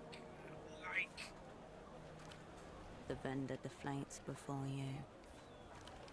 I'm sorry. Talking to the Einzeltone, not you. Any idea what the title means? Ultravioletta? You, but from a dream? Ultravioletta's a pop singer. Degenerate Lucian Electro-Dross. There's a new fabricated star every day, it seems, but she's the top of today's pile.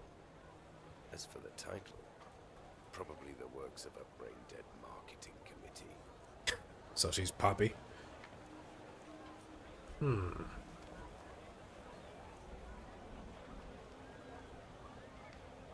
What's a contemporary L pop star doing on this obscure format?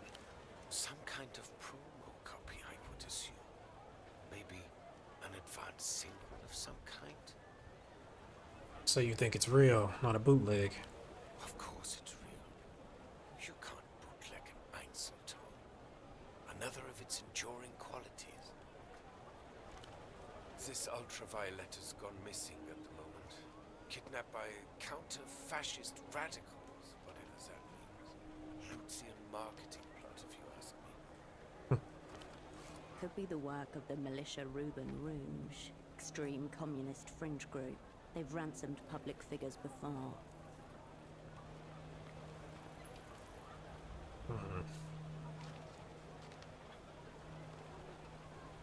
Some stalkers probably got her locked in a room somewhere. Don't try to brighten my day. Optimism is slow-acting poison. Good lord. The vendor looks at the red disc and runs a thumb over its surface. None of this is the Einzelton's fault, of course. They can't control what gets seared upon them. There's got to be some way to recover what's on it. You seem to have misunderstood my soliloquy. It's done. Numerous. The beauty and the tragedy of the format. I hope you dispose of it with dignity. I think a private ceremony would be most appropriate. And I will exert in this case, just to be sure, since I've failed stuff before.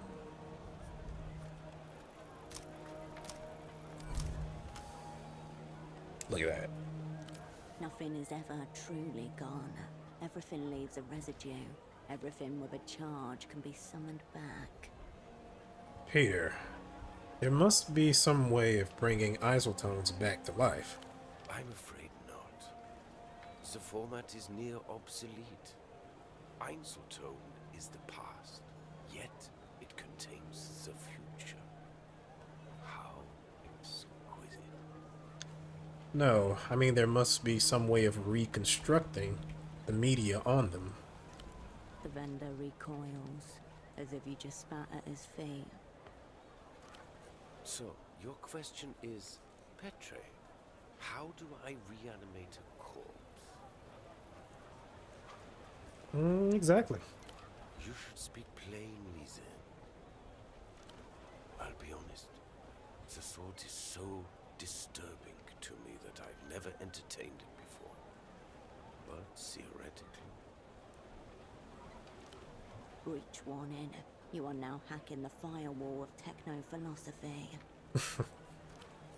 You would have to repolarize, remnants processing, probably a concentrated magnetic flip, neodymium grader.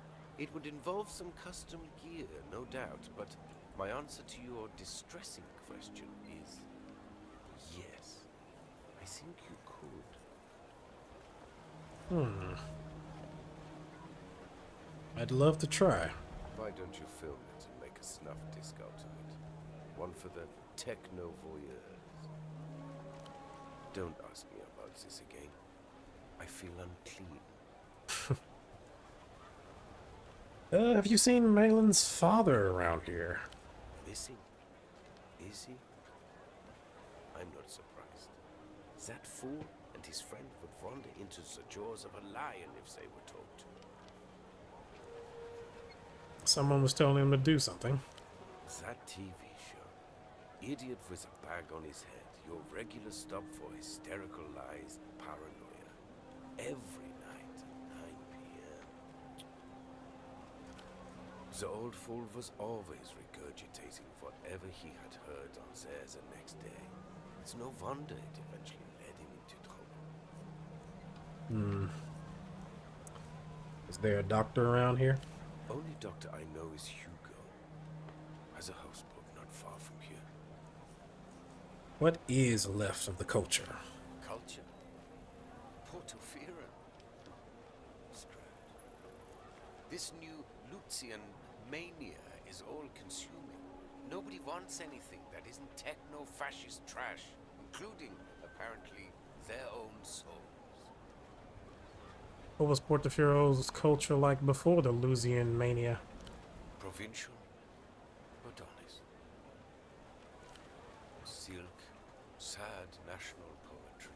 Music, the same kinds they play in the so-called developed world, except a couple decades late and desperately effortful.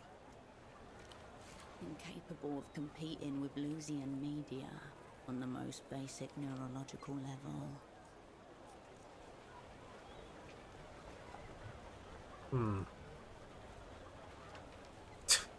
That sounds nice. Yes, exactly. Nice. That's why I'll be here. Enjoying the front row seat to the downfall of culture. That is my punishment. Punishment for what? Taste. I see. Seems I'm surrounded by techno-fascists. That would be preferable to the truth of things. There is no politics to it that they can see. They just want something they can idiotize themselves with. You'd think we had run out of brick walls. I take it this means Luz hasn't managed to make it into wherever you're from. Good for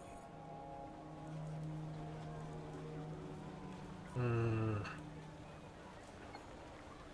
Business not great then, I take it? Financially tolerable. Morally abhorrent. Every day there's new format, category, each one more depraved than the last. Of course, I can't say that out loud. Customary, you know? He says it to everyone. Can I buy some music off you? Shelves are over there.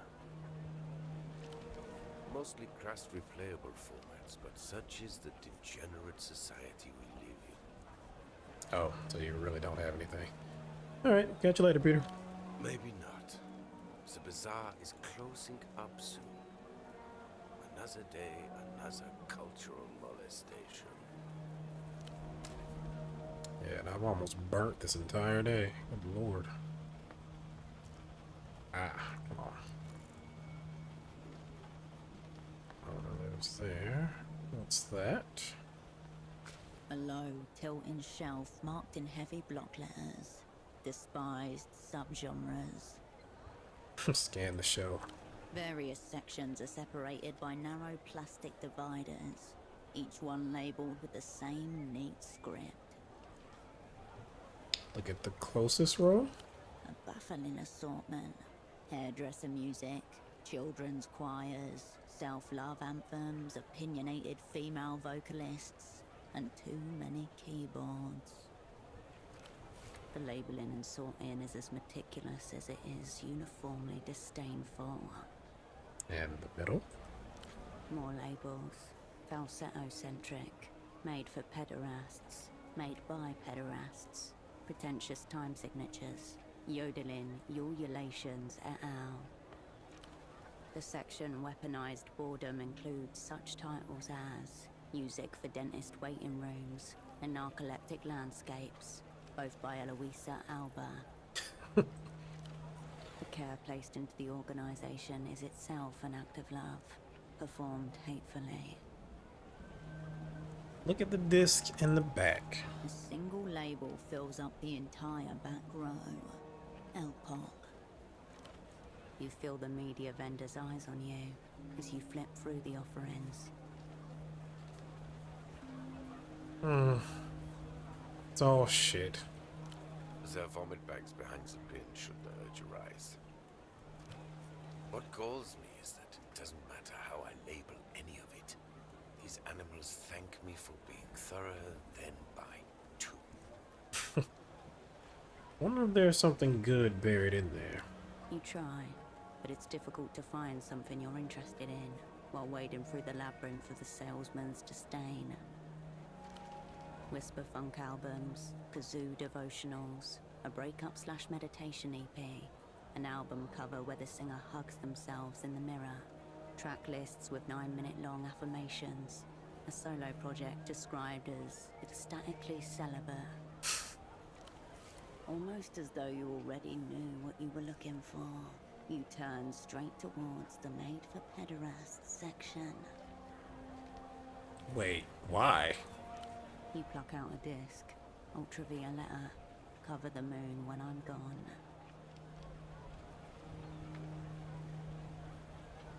This would cost all of my money.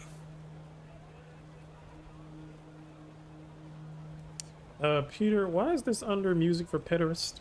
And what exactly would you call adults who fawn over dolled-up starlets too young to even own the rights to their own music?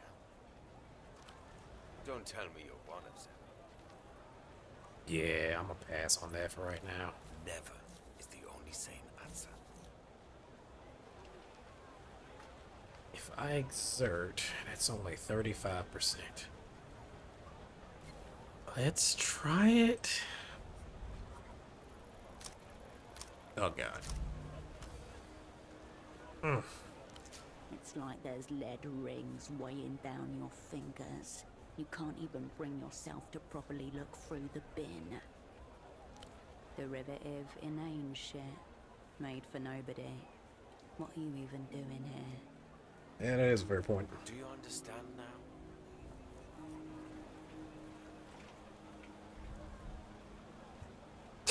I need to scour my hands with industrial cleaners. You should have worn gloves. That's on you. Alright, I'll Turn move your on. attention. So, let's see what's by the docks. Is there anybody else around here? Just that. That's nothing. Also, where's that payphone? Oh, well, I wasn't trying to do that.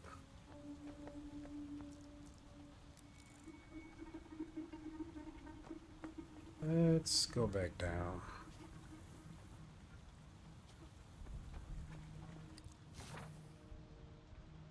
Old docks. Is that a face? Yeah, statue's face. Refreshments are lined up like brightly coloured soldiers, neatly regimented behind coiled springs. Nah, I'm not gonna buy anything right now. Refreshments remain.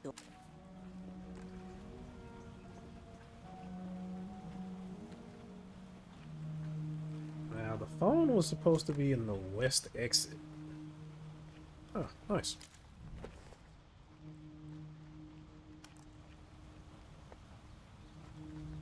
Not talk to you, child. What else do we have around here?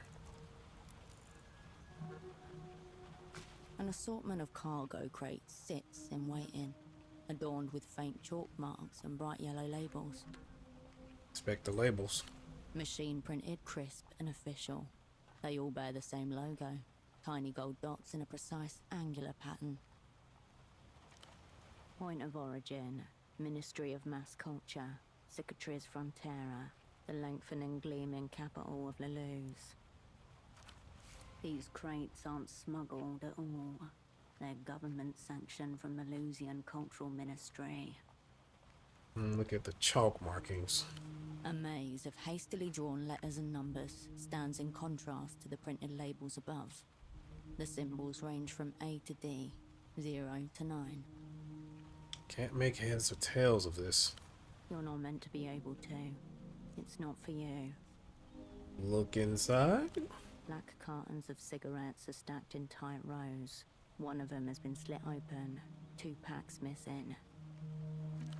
The sight reminds you of a set of stairs descending into the dark of the basement.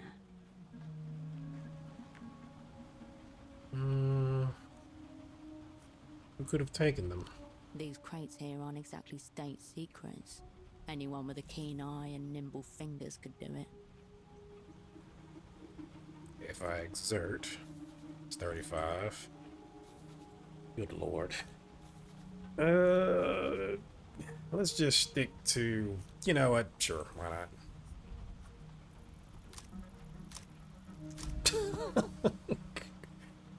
You look around to check if anybody's watching, and stick your hand in there.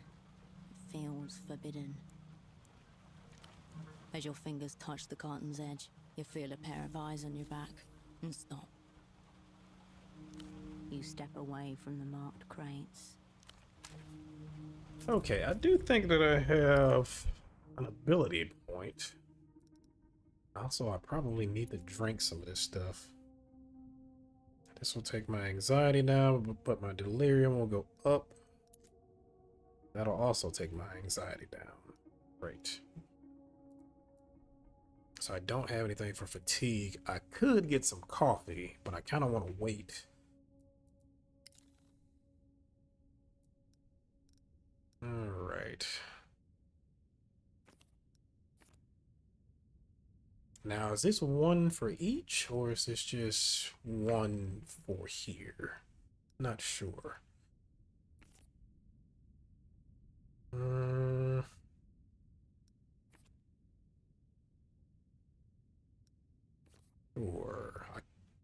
or should I go do shadow play?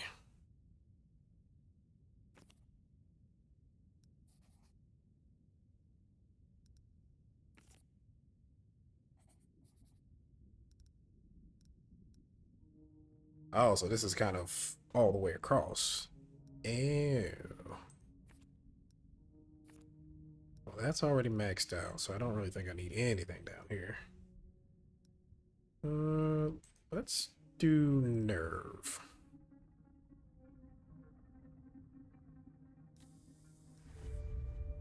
I'm assuming that'll help me not lose my cool and not get as much anxiety for certain things.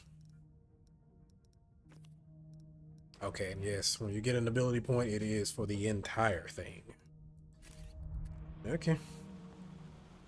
An assortment of cargo crates sits in waiting. You step away from the marked. And I'm guessing if I would have put a point in coordination, then I could have turned around and did that. Oh, some cigarettes. Okay. I actually probably need to use those. A dusty and disused storefront, closed with a metal shutter. Above, a faded sign names the building, the Animal Zone. Read the graffiti. Carl was here. M plus Y, heart. Unstoppable trade forever. Marito is a dog rapist. Okay. You lift the shutter gently. It resists. Locked. Around you, scattered pairs of eyes watch as you jiggle the shutter. Too many people around for a break-in. Come back at night, or find another entrance. You turn away from the storefront. Not me being suspicious in public.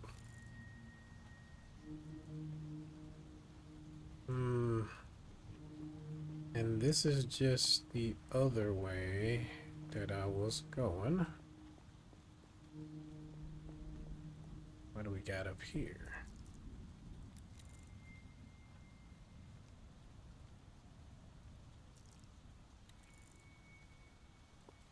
So I can jump over that. I probably shouldn't.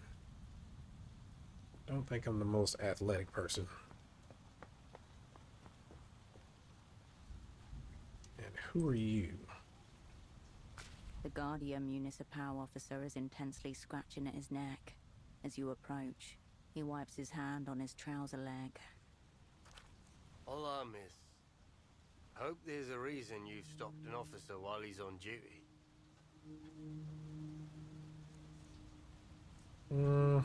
Just enjoying a stroll.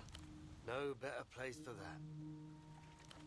Officer Marito, agente coordinador for the Guardia Municipal. Do you need help with anything? Do you know that Malin's father is missing? The kid's still showing that photograph to anyone walking by, is she? He's missing, yeah. She tell you about the whole payphone thing too? The one her dad was obsessed with? Seemed far-fetched. I'm sure there's a better explanation. Of course there is. It's nonsense, if you ask Marito. Rito really feels for the kid, you know? His tongue clicks against his teeth. Fucking Eno, filling her head with this shit. How well do you know Maitland? Not well, but I've known her a long time. Eno used to bring her here as a toddler. Her dad actually disappeared then. Yeah, Eno's gone. Him and his other fuck-up buddy Gilmar. But not dead, he reckons, by the way his face curdles. Doesn't it strike you as odd, both of them vanishing? Figure these two just ran off, leaving the kid to deal with their mess. You think they ran off together? Not at the same time. That'd be too obvious. Eno reported Gilmer missing about a week before he disappeared. That's a lot of skepticism around reported and disappeared. The way I see it, they started planting the phone story weeks ahead of time as a cover. Planned the whole scheme. What for? Got two theories. Debts is the obvious one, of course. Were either Gilmer or Eno in financial trouble? It'd make sense. 80% of all disappearances are debt-related. The other 20's mostly divorces, especially when a boat's involved. What about kidnappings or other involuntary disappearances? Those weren't covered as part of our training. It's for the Carabineros to handle. Now, if it's not debts, then we're clearly looking at something more salacious. Two men, yeah? Old friends, close friends, detecting together.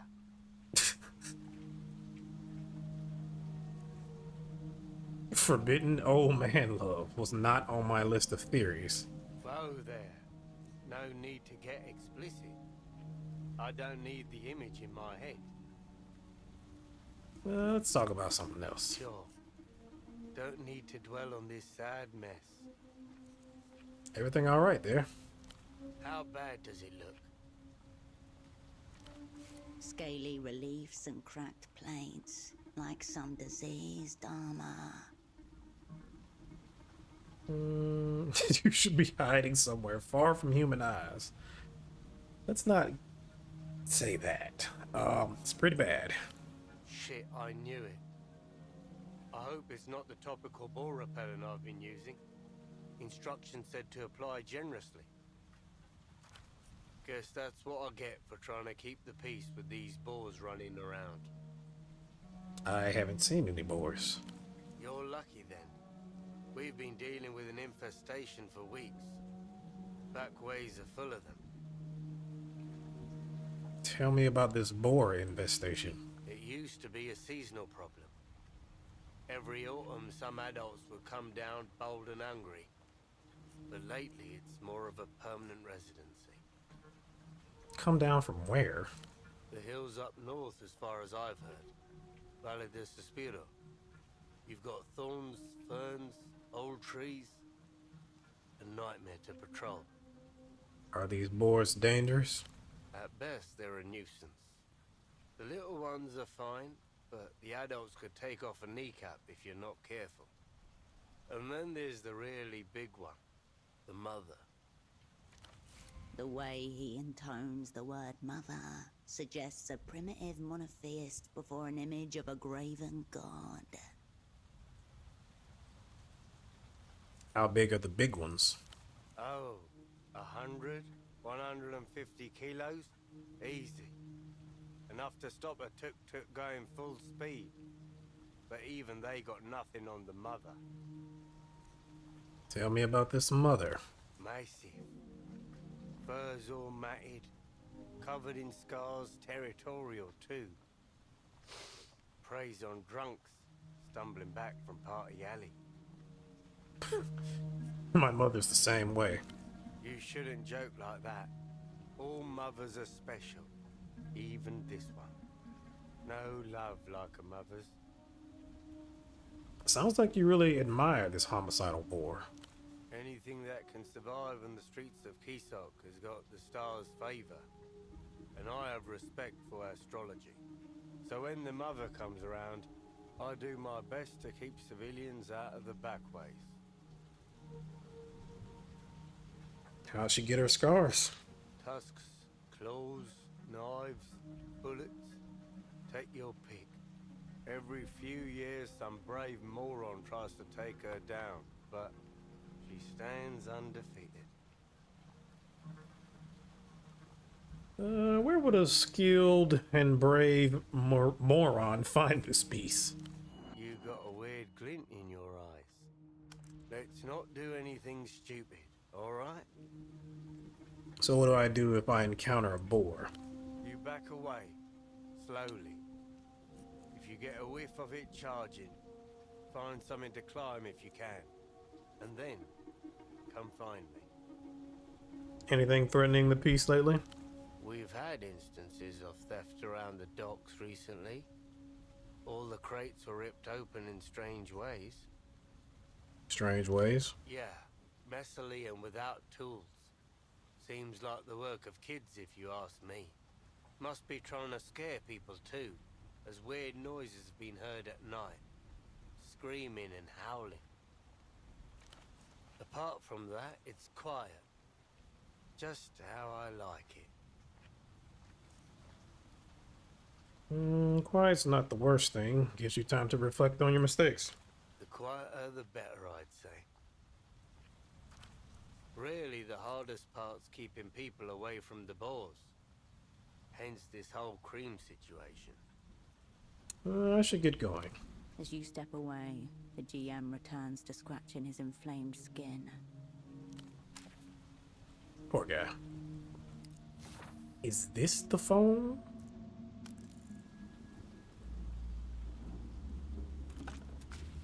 This is the one. The payphone that makes people disappear. The receiver emits a hollow whisper in your ear.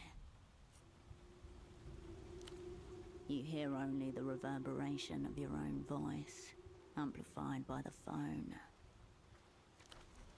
Still half hoping for something to happen, you put the receiver down.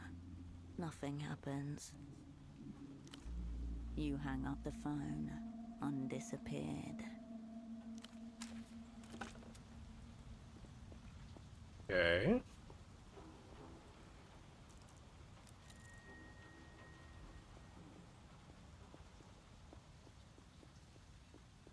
So now I just need to check with the boatman.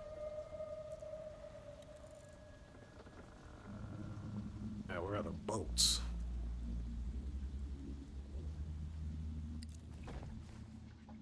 Space program, what?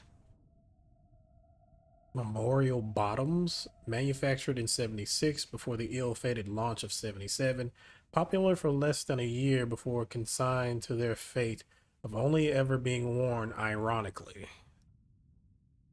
Coordination +1, sure. Let's wear these.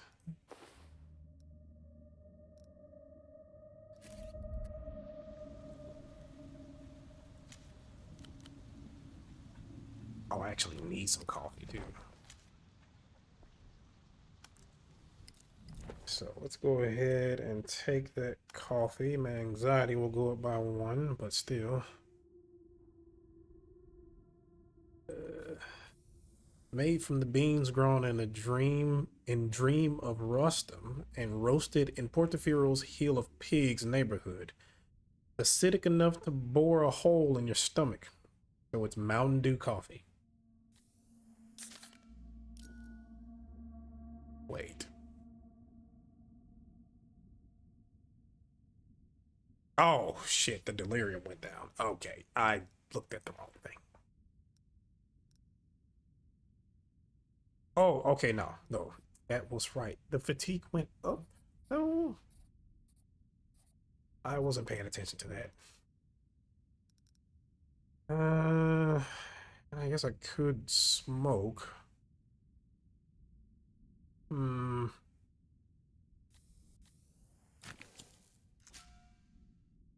Okay.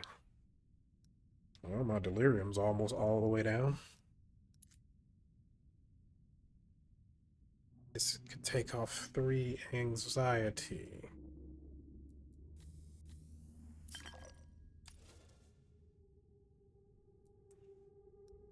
All right.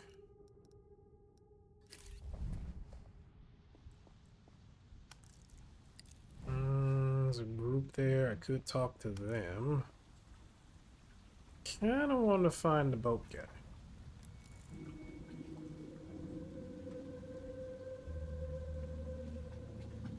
Sounds like a written warning.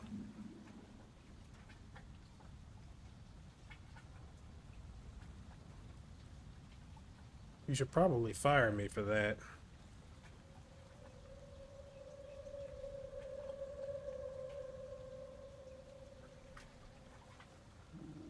No excuse. My stress levels are through the roof.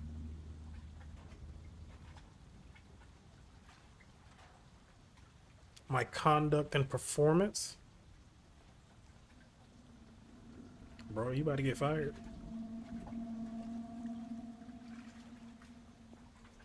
Okay. Unwise to your presence, a lanky young man presses the handset against his flushed cheek. Practically clings to it, like a shipwreck survivor holding onto a piece of driftwood. I don't know how much time we have. You have to help me fill it in. Whatever the person on the other end of the line has to say to that, it makes the man's eyes squeeze shut and his mouth slacken in a guttural groan. The line appears to be occupied. I can't possibly perform under these conditions. You have to make me. No use. Sucked deep into the abyssal vortex of lust. He's beyond your reach. The gap. I'm not even worthy to approach it on hands and knees. My little heart wouldn't be able to take it. Oh. You on that phone line, my guy? Could this have anything to do with the sensuous phone card you found on Pseudopod?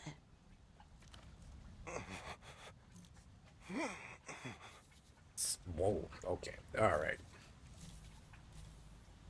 So, either 27% or 52%.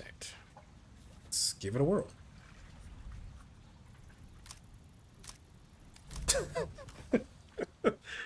Oh my Would be a lot god. easier to form a coherent image of this man if it weren't for his constant gyrations. The slow rhythm is hypnotic, obliterating all other possible observations about his person. Tell me, I'm not meeting your expectations. Tell me, I'm a worm before the mystery of the gap. Okay, I gotta go. I can't keep doing this. So close. Okay, alright. The air fills with a In public, my guy? Good God. Okay. Well, I'm just gonna walk away like nothing ever happened. Now the docks. And I need to find the dock. A filthy flyer glued to the wall. A row of bespectacled men stare into the middle distance, while in their midst a lone figure looks towards the viewer. A man with a brown paper bag on his head. Above him in bold letters, the reality situation. Look closer. Yellow text in black and white. Tune in, everyday coverage, and in all caps, they did it again. Right, of course, the Bagman Show. The sub-commandant A salutes you.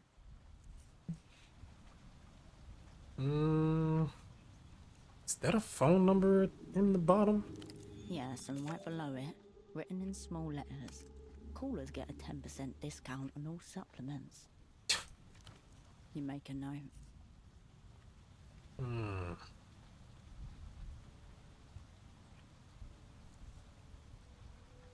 I've got a pretty good grasp on reality already. His stare seems to say, so you think. He promises myriad truths. Great, terrible, the undoing of all you know. Hold on. You know what could use a little more reality?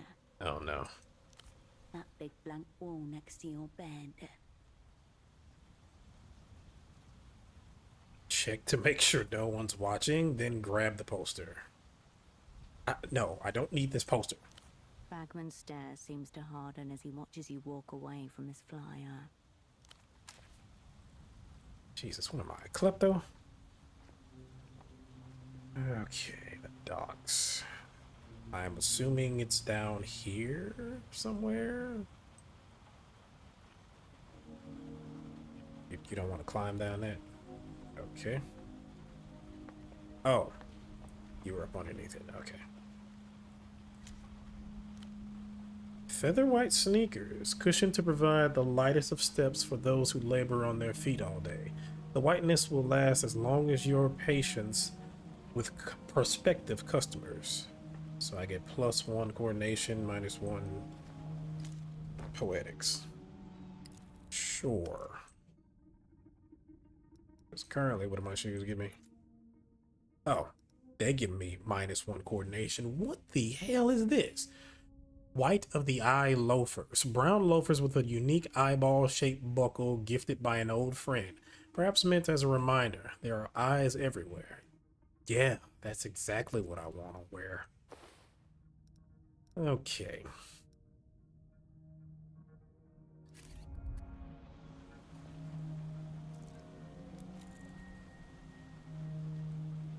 I'm guessing you're the guy I need to The talk man to? gives no indication of registering your presence.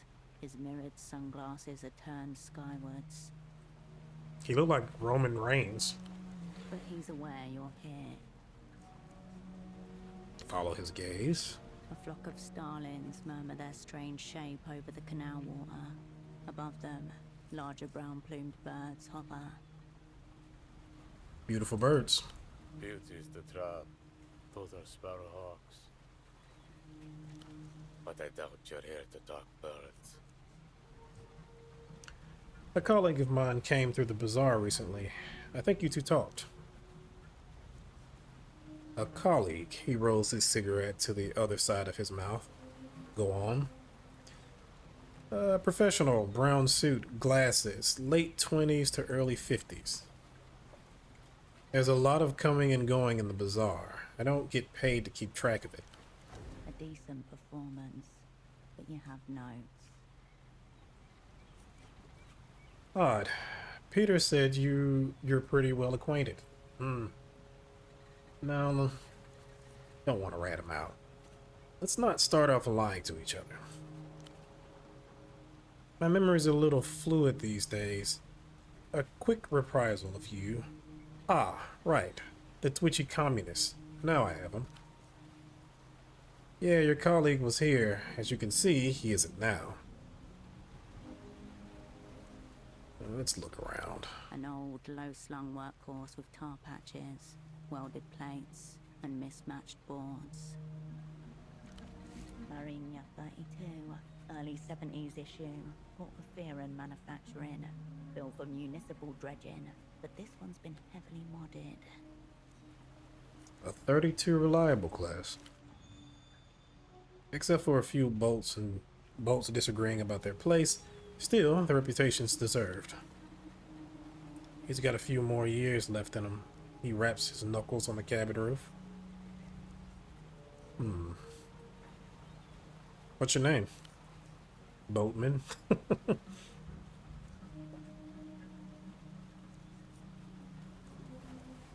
Let's try again. What's your first name? Boat. You know where this is going, right? You're not going to just walk into it. Alright, and your last name? He stares at you and keeps staring at you. Man. Touché, Boatman. I enjoyed that. Anyway. A lot of bootleg goods here. Where they all come from? That is a wild question to ask, but okay. Depends. Some are produced locally. Textiles, the easiest to replicate. Got some artisans in Hill of Pigs. Other things, like toys, need to be brought from abroad. There's small manufacturers scattered along the Noscarentes coast. Families with presses, off-book factories. Other crates have to cross a few borders. Guessing Portofiero's port authorities are in on it too. So long as they get a cut, he stiffs. Foreign regulations have made that part trickier. More eyes, more signatures. Treaties, obligations to foreign banks and bureaucracies, third-party audits, all part of joining the developed world. Why are the Lusian crates stamped by the Ministry of Mass Culture? Because the Lusians don't mind a little cultural leakage these days. In fact, they encourage it. Government thing, shadow program. I don't ask too much about it, he shrugs. Merchandise gets shifted and no one selling it gets disappeared to lose. Works out. What about the culture blockade? Pantomime. He waves a hand. Look around. Lose is cutting edge. And how this all began. The hands of some enterprising people, a few tarps in the dust, and a word of mouth. I'm sure there's more important things for us to discuss. Sure. Got something else in mind. What did you talk about with my colleague? Socks, mostly. He tilts his head. Not really my province. He was here to broker some kind of trade deal with the bazaar. Now, stop circling each other. Commit. No, he wasn't. Then he must have been a spy from the Operant Bureau. A measured flare of cigarette smoke from his nose. Like you. A still moment. From a nearby rooftop, the sound of children playing.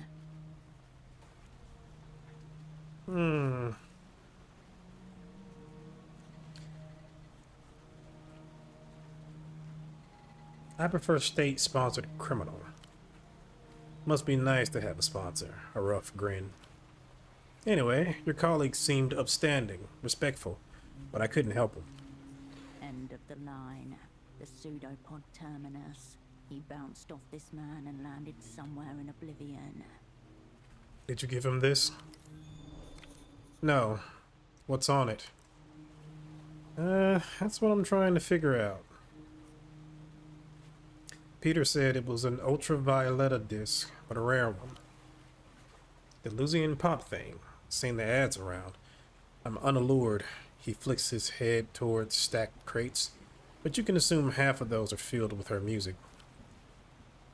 Colored disc in these high-tech formats. Not really my province either.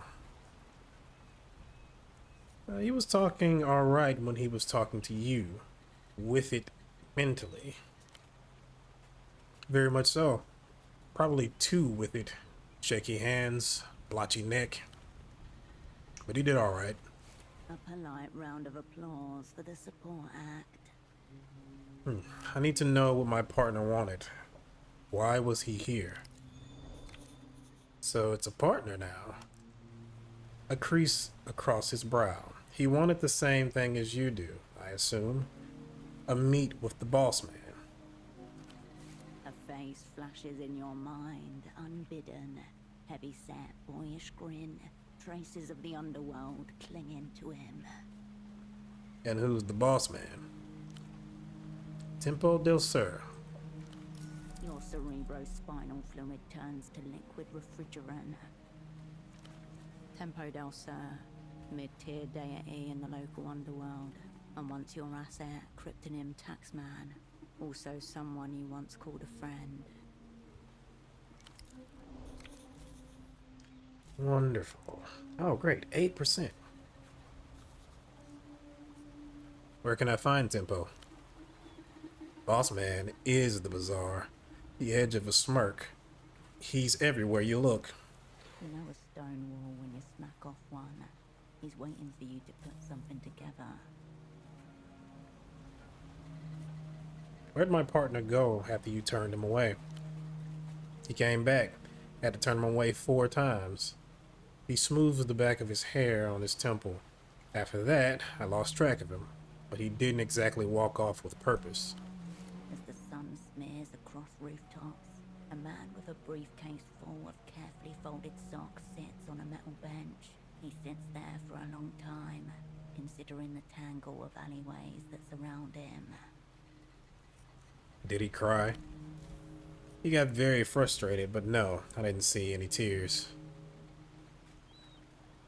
You call Tempo boss man. He runs the bazaar? Yeah, whole kingdom. He sweeps a hand. Tempo had many criminal-grade contacts in the loons. Probably how he dodged the fallout after your network blew.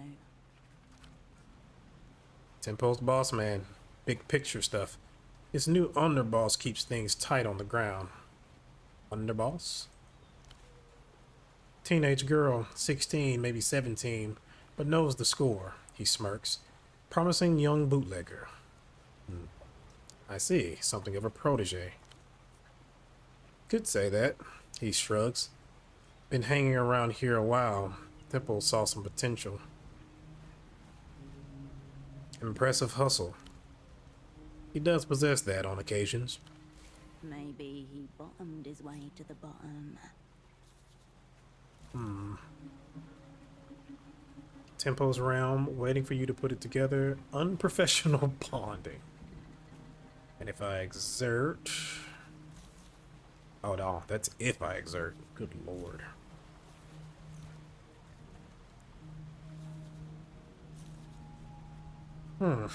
Got more questions for you. About you. Your barge is a he? Most ships are named after stars. In Rustum, we named them after lost sailors. Carve a name into the prow. The dead will watch the waters for you. Long dead hands carrying the hull, white fingers in the brine. What's the name on this prow then? Nothing. This is just a barge. He taps his foot once. I called it he out of habit. Okay. I think there was something in Disco Elysium about stars as well. Because I want to say the main victim that you were investigating had some type of star thing on him. Okay, let's go ahead and try this. 52%.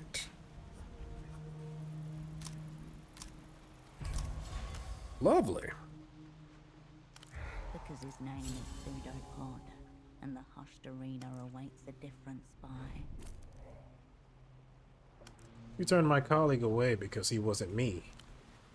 And who are you? He's going to make you say it out loud. Cascade. He nods slowly. Rivulets of rain run down his sunglasses. Tempo was very specific. At least he was to me. Cascade or nothing. He didn't want the opera. He wanted you. A rough voice down a splintering phone line. No silly cunts. Cascade only. Person to person. Cascade or nothing. Shards of both past and present collide. In the wreckage, a jagged pattern forms. 1. Tempo, Kryptonin taxman, your dormant asset. Contacts the opera. Intent unknown.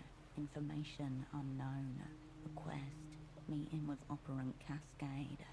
Only Cascade. Except they didn't tell me. They didn't tell me anything. 2. Cascade status frozen. Duration in perpetuum.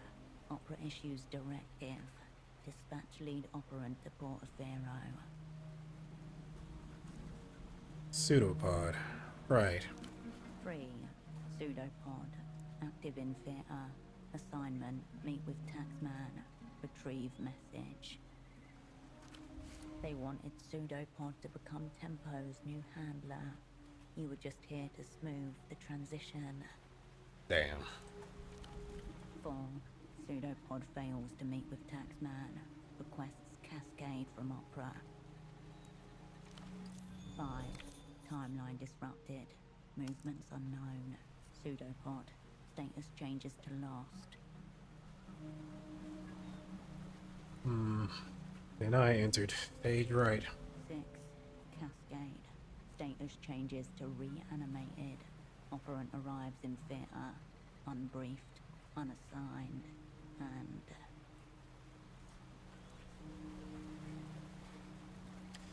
Pre-fucked by her so-called superiors.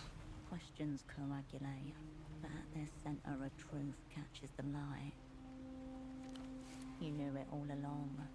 One of your people reached out for you. This is my assignment. Here's how I see it. Or maybe how I don't. His voice refocuses you. The weeping eye come in heavy, start cracking skulls. Tempo gets a wild look in his eye and follows it out the door. You two spirits appear out of nowhere, full of socks and half stories, and now we're all jumping at shadows. I'm Rustamam. Man? Brought up to follow codes. I can't follow a code if I don't know what the fuck's going on.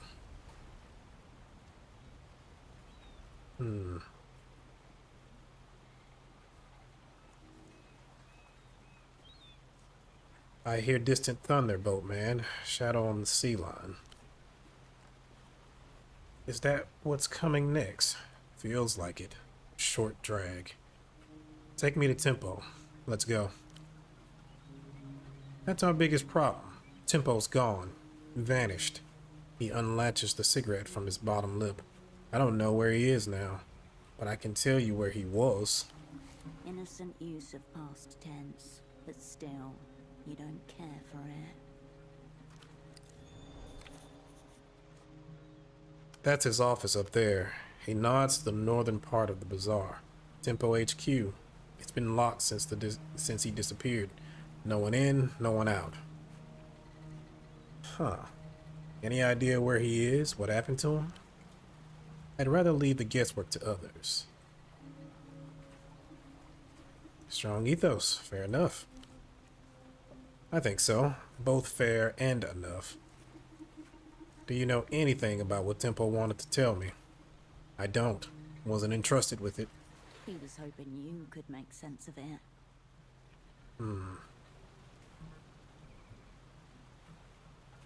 But you were expecting me. Bossman said you'd come sooner or later. He runs a palm across his jaw. Recently, he said a lot of things. Back on the blow, I fear.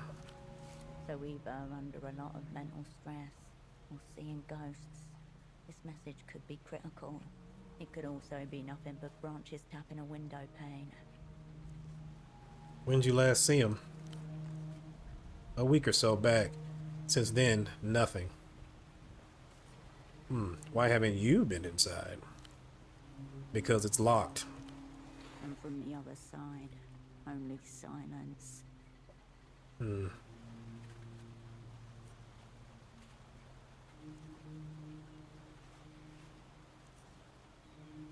don't want to know what's in there, do you? There's probably nothing in there but some accounts and dusting of blow. But it's the knowing that gets you. Fair enough. I'll get in that office. When you're done. When you're done, he repeats. See you around. He lowers his head in brief salute. Okay, so our contact is missing. And it also seems like our superiors screwed us. So that's wonderful. I'm going to go ahead and save it here. And then in the next video, if there is a next video, we will check out and see this office. I might actually go and do some other things though on the side and see if I can kind of get my stats boosted up first before I get in there. I would like to get some Riel up, or some soul, I think it is in this case, and try to get that outfit. That would be nice, but we'll see how it goes. So if you like the video, like the video. If you want to see more content like this, subscribe. I have a lot of things on the channel, and I will have many other things in the future. If you have any questions, comments, or concerns, please feel free to leave it in the comment section, and I will get back to you as soon as I can. So thank you for watching. I will see you in the next one. See ya.